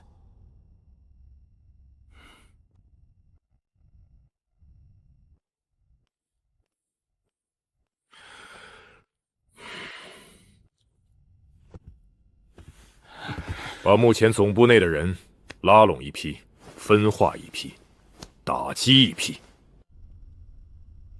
去告诉他们，张帮主今晚要在总部给他们庆功，让他们回来参加。记得不必携带刀刃。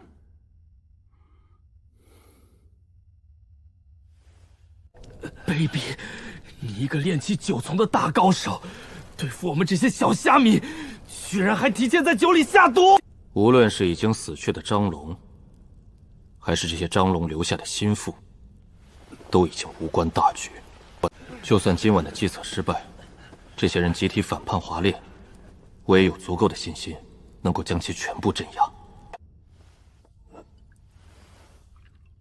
今晚这场戏，不知道赵管事觉得怎么样？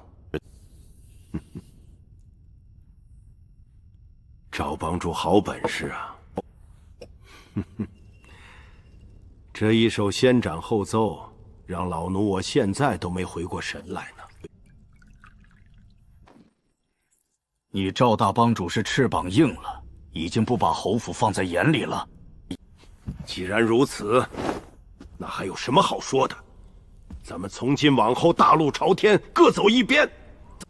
我倒是要看看，没了侯府的帮助，你赵帮主能把龙虎帮带到什么地方去？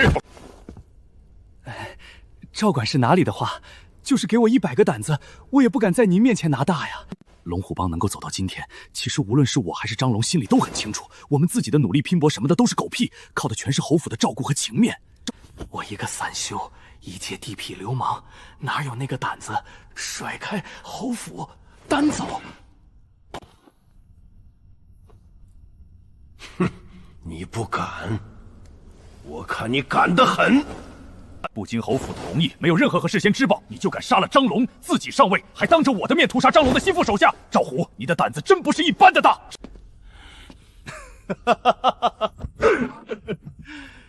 您老人家言重了。哼，我和张龙都是散修，彼此反目成仇，不是正常的事情吗？我们又都身处于帮派这样的文化环境当中，发生点火帮之类的事情，再正常不过了。其实对于侯府来说，谁来当这个龙虎帮的帮主，并没有什么区别，也不重要。真正重要的是要让龙虎帮继续存在下去，并且持续发展壮大。因此，只要新帮主能够比旧帮主更强、更有能力，那一切就都无所谓。照你这么说，其实我这个管事的位置上坐的是谁也并不重要，重要的是坐在这个位置上的人能够忠心耿耿地为侯府办事就行了。哼，赵管事，你要这么说就没意思了。大家都是成年人，为了个已经死去的人彻底闹包，乃至坏了侯府的大事，谁都担待不起。我知道一些张龙和你之间的事情，只要你帮我成功坐稳龙虎帮帮主的位置，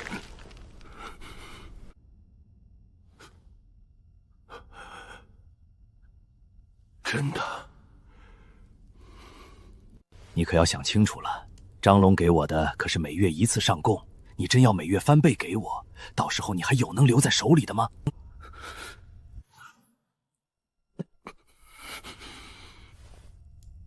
答应。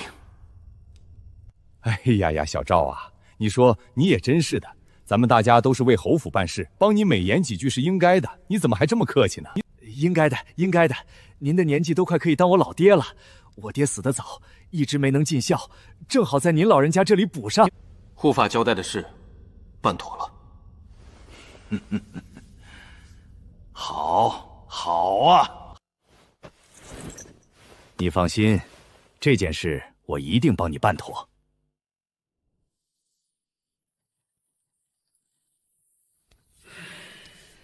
演技不错。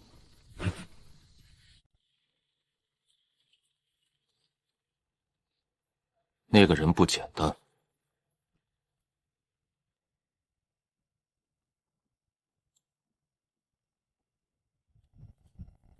的确不简单。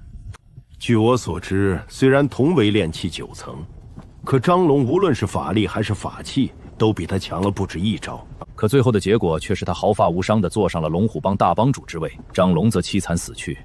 赵虎这小子是有勇有谋啊！我说的不是赵虎。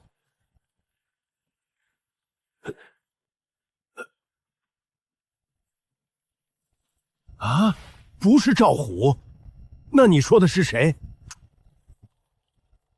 是一直站在赵虎身边，一动不动，好像只是个普通龙虎帮帮助的那小子。进入此人1丈半距离之后，我们就等同于落入到了他的领域之中，一举一动都在他的监视之下。当时若是起了冲突，肯定是对方占据先手，我都没有那个把握能够带着你活着从里面冲出来。这就是为什么我见到赵虎强行拉扯着你坐下谈条件的时候，没有发作，没有配合你的原因。看来我这位干儿子的确不简单，居然和干爹我想到一块儿去，各自都安排了一个伪装成普通手下的高手陪在身边。不用紧张，只要他还是我的干儿子，只要他还用得着我，他那边越强，对我们就越有利。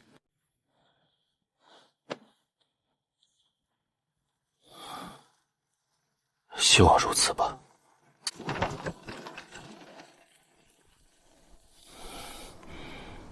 真要每个月都给这个管事上供这么多？虽然行是行，可这样一来，我们就真的什么汤都喝不到了。这种情况下还要维持龙虎帮的运转和排练，那不是亏钱吗？急什么？目前不是还需要你这位好干爹去帮你做事吗？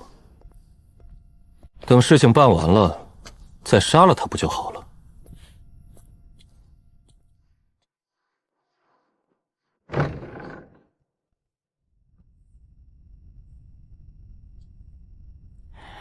有什么变故吗？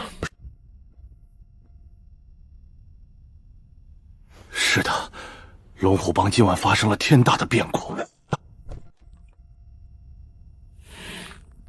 先斩后奏，这是根本没把侯府放在眼里。看来这些散修还是野惯了，不知道什么叫规矩。这帮主之位，本侯给他的才是他的，本侯不给他，他就不能抢，也不能夺。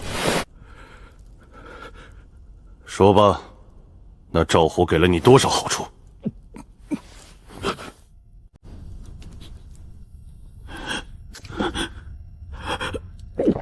都在这里。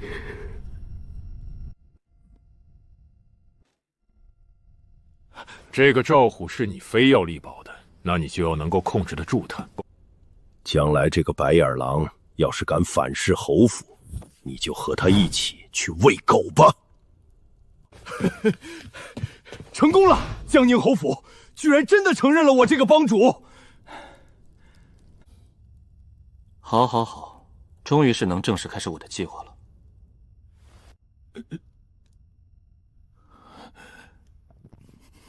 啊！计划正式开始。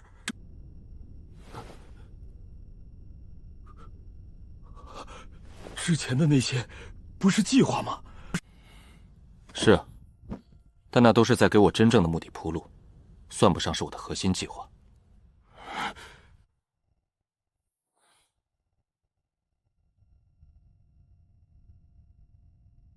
打开看看。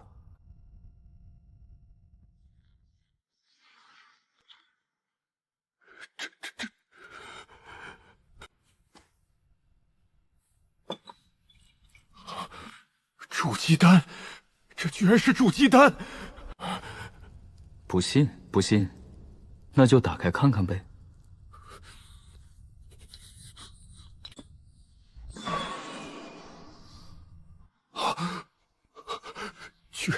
居然真的是筑基丹，而且还是整整3粒。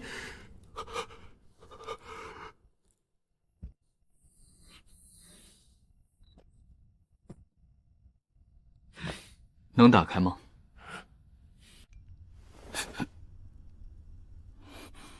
修行者的储物戒都和其主人深度绑定的。一般来说，品质越好的储物戒越难打开，在正消下，楼虎帮等美智。修为足够高的强者可以打开品质差的储物戒，如果修为低，又遇上品质极高、原本属于强者的储物戒，就需要一段时间的水抹功夫。如果是你，要打开这个前任主人乃是元婴期强者的储物戒，需要多长时间？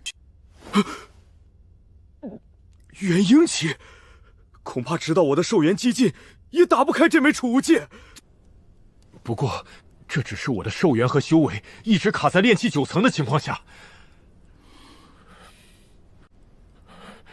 如果我能筑基的话，那有希望在有生之年打开这枚储物戒。如果我的修为变得更强，境界变得更高，那打开储物戒的速度也会大大加快。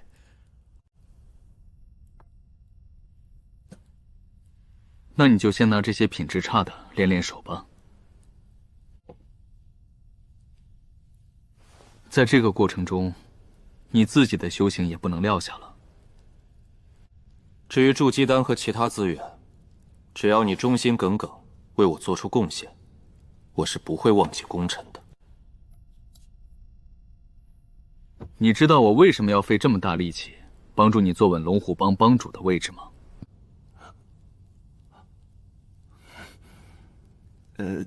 因为看我长得老实，想培养我。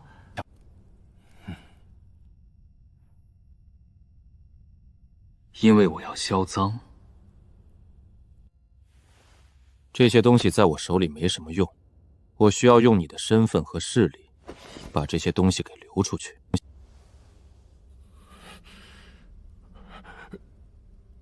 这些全都要卖？这对于我们来说，好处可不是一般的大呀。摊位的租赁费就不说了，更重要的是，从今往后，散修里出了什么好东西，大部分都要来咱们这里卖。咱们能第一时间知道，自然也就能第一时间购买。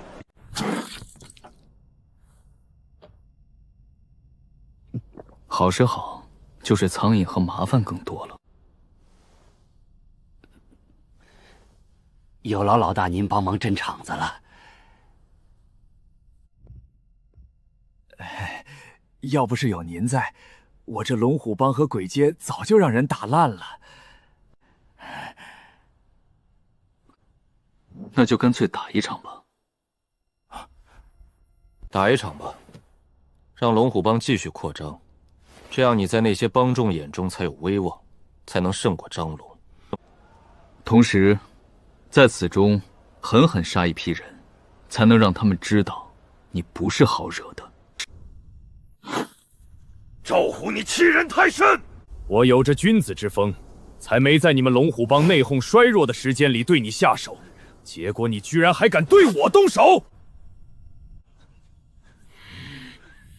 老虎不发威，你当我是病猫啊？真以为我是好捏的软柿子？哼，你好不好捏，我还能不知道？到底好不好捏，你今天就能知道了。赵虎，天堂有路不走，地狱无门你自来投。今天你就别走了，和你的龙虎帮一起埋葬在这里吧。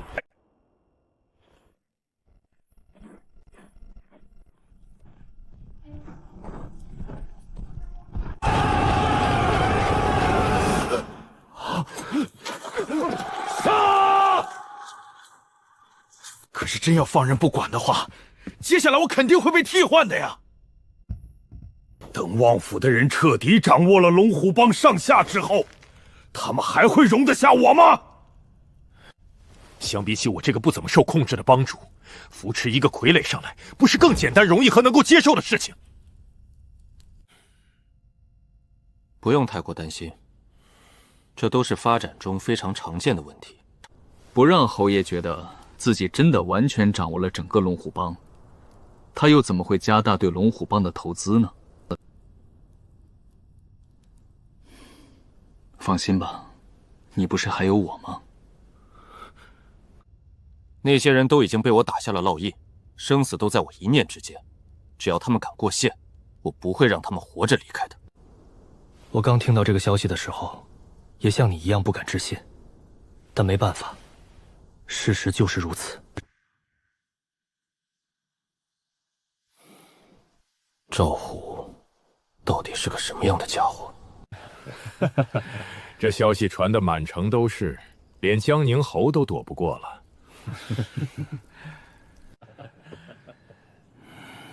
侯爷，这回你侯府可真是捡到个狠角色。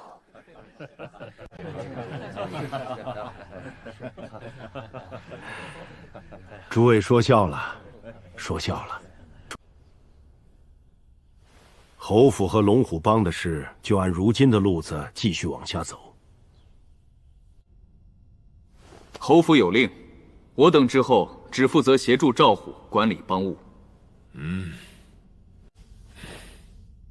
先生放心，破解储物界的事，我绝不会懈怠。从今日起，你们二人分别任2帮主、3帮主。这批储物界，你们跟我一起破解。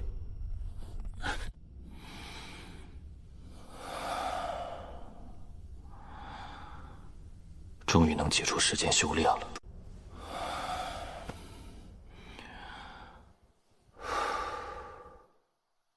炼气10层了。这枚筑基丹，赐你了。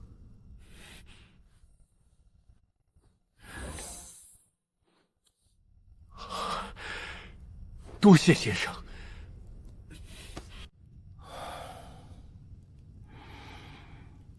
等我修到炼气10层大圆满，便可突破筑基。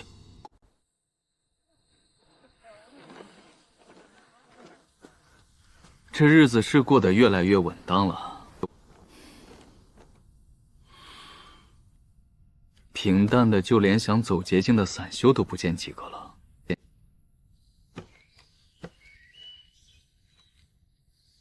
又是这样无趣的一天。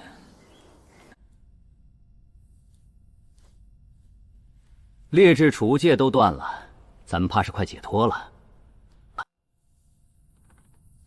再等几天，我就把稍好一点的那批储物界拿出来给他们。平淡点也好啊，平静就代表着没有风险，我也可以稍稍把心放回肚子里，享受正常的长生生活了。这段时间，我已经完全放下了焦虑和急躁。反正我是长生者，寿命无限，完全用步不及。就算慢慢谋划，慢慢进步，也终有无敌天下的那一天。来到皇都已经1年多了，我已经很久没嗑药了，可还是能够感受到自己精神和肉身的增长。一根法和养生术这2门互补的功法，只要勤修苦练，哪怕没有关于大药供给，也依旧在稳步提升我的精神和肉身强度。这速度虽然慢，可放在我那无限的寿命当中来看，就很短暂了。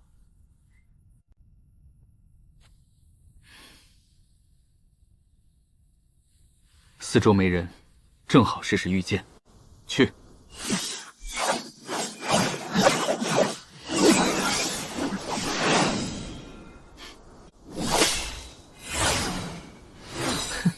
不错不错，虽然距离短，可我好歹也是能御剑了。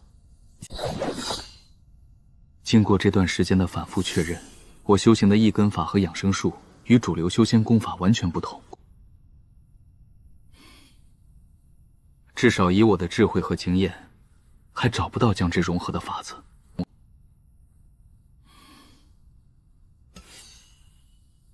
所以我无法通过正常的路子来遇见，只能用精神能量包裹着它，激发其内在威力，然后飞行杀敌。可一旦飞出我的精神领域，顷刻之间就会掉在地上，失去所有神意。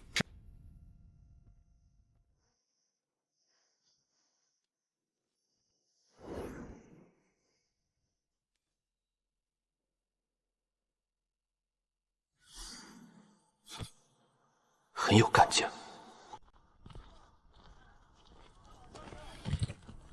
我先进去了。爹，周易，我去了。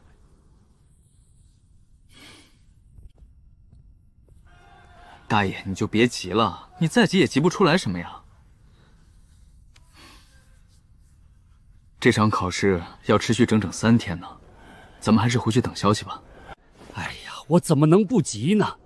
青云这一场考试，可是关系着我们李家无数代人的命运和希望啊！虽然他说他很有把握，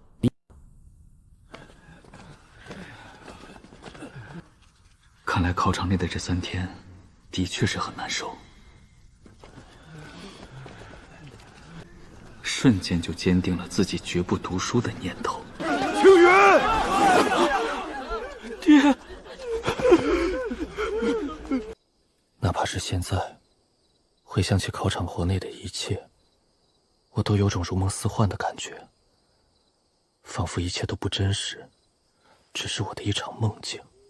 怎么样？你考得怎么样？考上头名不敢说，但至少我这个翰林院的名额是稳了。李青云，跟我走一趟。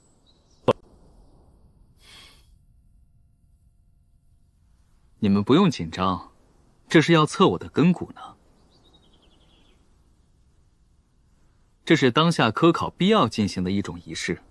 如果根骨不行，那不管你写的文章再怎么天花乱坠、妙笔横花，再怎么得考官喜欢，最终都不可能榜上有名。如果根骨齐佳，那还可以凭空给你多加些分数。放心，我早就让人给我看过骨了，我在这方面没问题。我能被要求着进入这一流程，那就代表着我的文试已经过了。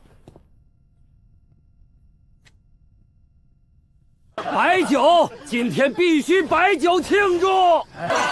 青云出息了，咱们都来沾一沾喜气。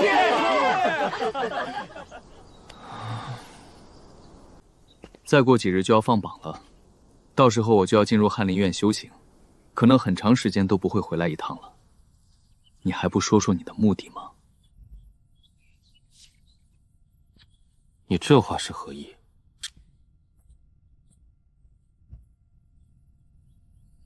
难道不是吗？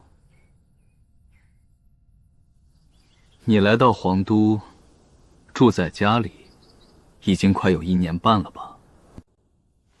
这段时间里，你先是深居简出，后来开酒铺，做正常营生，再到后来，你突然关了酒铺，开始变得行踪诡秘起来。没人知道你在做什么，也没人知道你的钱从哪儿来。总之，你每个月都付着高额的房租住在这里。我的直觉告诉我，这绝不是你对这里有了感情那么简单。我马上就要走了，家里就剩我爹一个人，我不希望他跟一个来历不明、目的不明的人整日住在一起。如果真要说什么目的的话，那就是想看看你到底能走得多远吧。感觉你还是个可造之才的样子。你这话是什么意思？你觉得你成功考入翰林院，开始修行，一切就结束了吗？不，这一切才刚刚开始而已。请继续。对李家而言，你功莫大焉。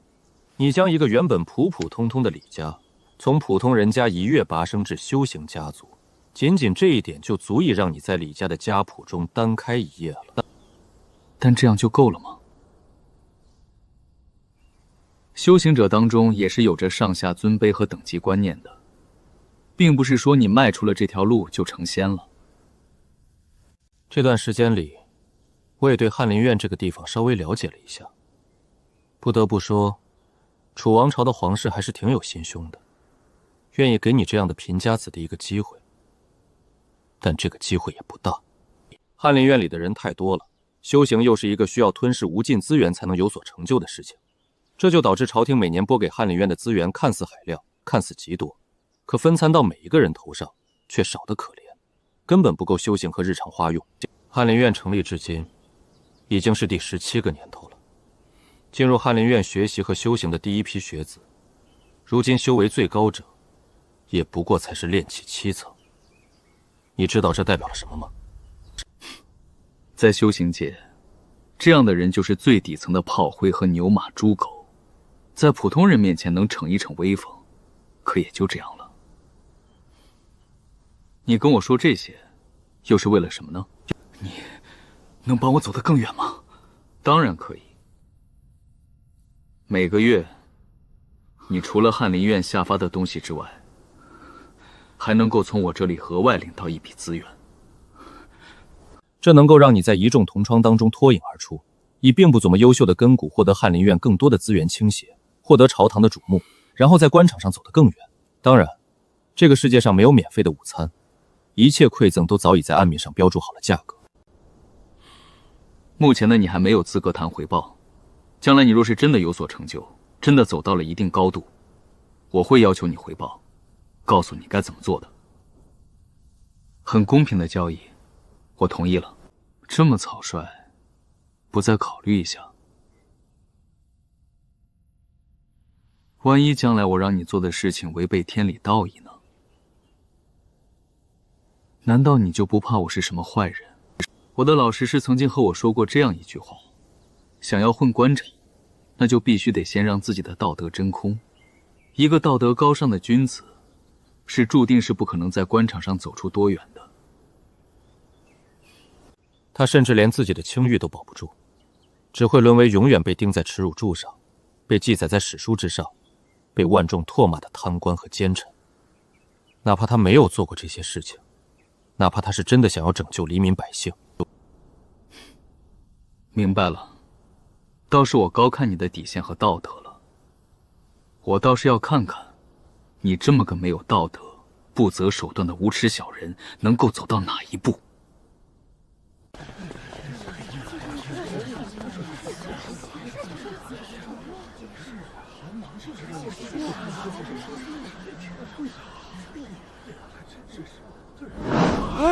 李青云上榜了！爹，我去翰林院了。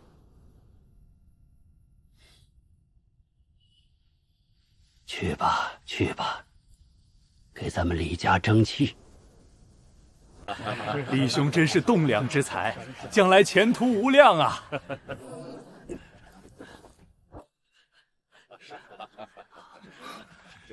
道友，怎么了吗？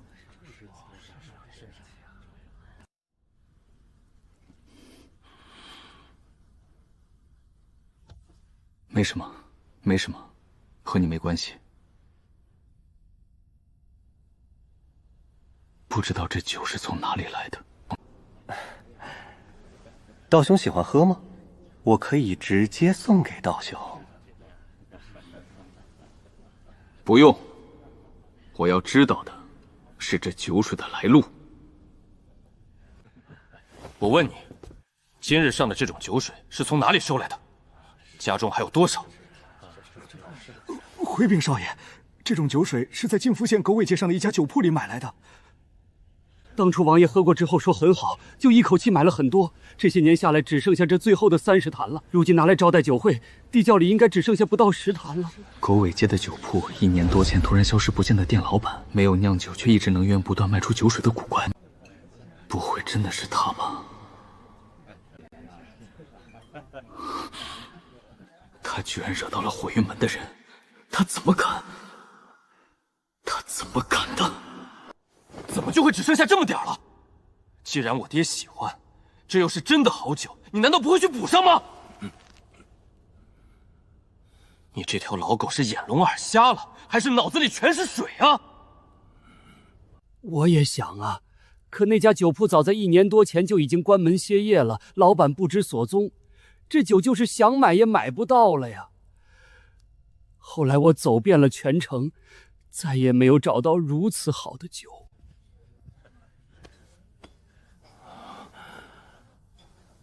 管家，我问你，那家酒铺到底是怎么一回事？酒铺中只卖这一种酒吗？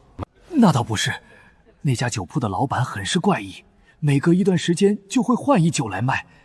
至于以前卖的酒，哪怕赚了再多的钱，哪怕客人出价再高，也不会再卖了。你知道他是怎么酿酒的吗？你知道他的酒水是从哪里来的吗？你亲眼见过他酿酒吗？没有，你说的这些，我一个都没见过。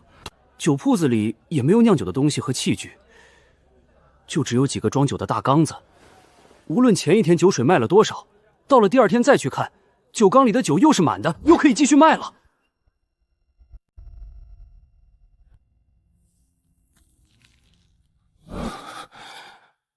居然真的是这样！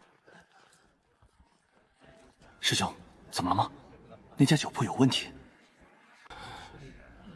不是有问题那么简单。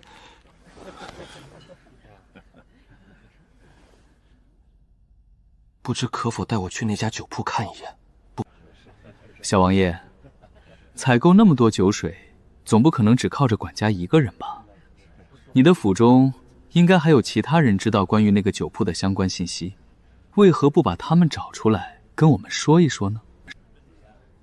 这倒是可以，只是火云门的道兄日道知道他们前脚刚走，我们就在后面探寻那个酒铺的相关情况，恐怕不会高兴。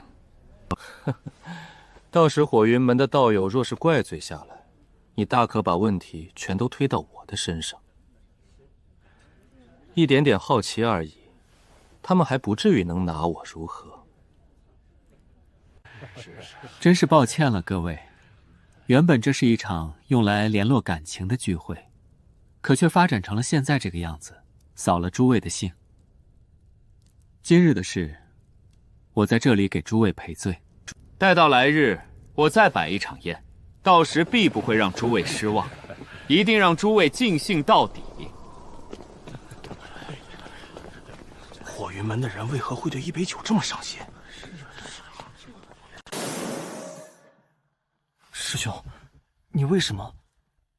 你们入门较晚，没有真正接触过咱们那位酒痴师叔，所以哪怕是喝到了酒会上的那些酒，也没有什么发现。可我不一样。师兄，你真的确定那个酒铺和酒痴叔有关？就是那个消失了快2年的酒痴师叔，真的是他吗？没错，我可以肯定。我曾经被他捉弄过不少次，也喝过他葫芦里的酒。宴会上的酒水，就是师叔葫芦里储存的几百种美酒之一。虽然师叔葫芦里藏了这种酒，可这也不代表着天底下就只有他才能有这种酒水啊。师兄，你是不是太武断了？不，是你们太天真了。我们那位师叔可不是什么好人。每发现一种好酒，他总是强行索取，灌进自己的酒葫芦里，然后还要强行逼问索要酿酒配方，然后将酿酒的人家赶尽杀绝，确保天底下只有自己才能喝到这种酒，才能酿出这种酒，如此方才罢休。更不要说我们今天喝到的这种酒，其原产地是距离楚王朝1000万里之外的一个地方。就算是当年那个酿酒家族的人没死去，并将酒方子传了出来，也不可能会在这短短几十年的时间里就传到楚王朝这里。就算是偶然间酿出了同一种酒水，也无法解释那个酒铺主人其他的奇怪之处。结合其他奇怪之处，我大概可以猜到，此人定然是通过不知什么手段得到了师叔的酒葫芦，然后通过卖其中的酒水来赚钱。这么说来，酒池师叔是陨落了吗？不知道，但酒葫芦是师叔绝对不会离手的，美酒也是他绝对无法割舍的。他若是还活着，绝对没有理由任由自己的法宝落在他人手中，更没有理由让人贩卖他的酒水。但师叔可是堂堂元婴期高手，他这样的存在，只是前往楚王朝新扩张的领地执行一下日常任务罢了。谁能害得了他？楚王朝及其周边的这片地区，只是一片蛮荒野土而已啊。如果师叔真的陨落了的话，那杀了他并能得到他葫芦的人，必然是比他更强的存在。咱们几个练气筑基的小虾米去找他的麻烦，那岂不是找死吗？至少先发个信息回宗门，让宗门内的老怪物们过来压阵再调查，也来得及。我明白你们的顾虑，但这担心很大可能上是多余的。如果酒铺主人真的是杀死了师叔的人，修为比师叔还要更强的话，那以他的实力，还用得着悄没声的在一个小地方开酒铺卖酒水吗？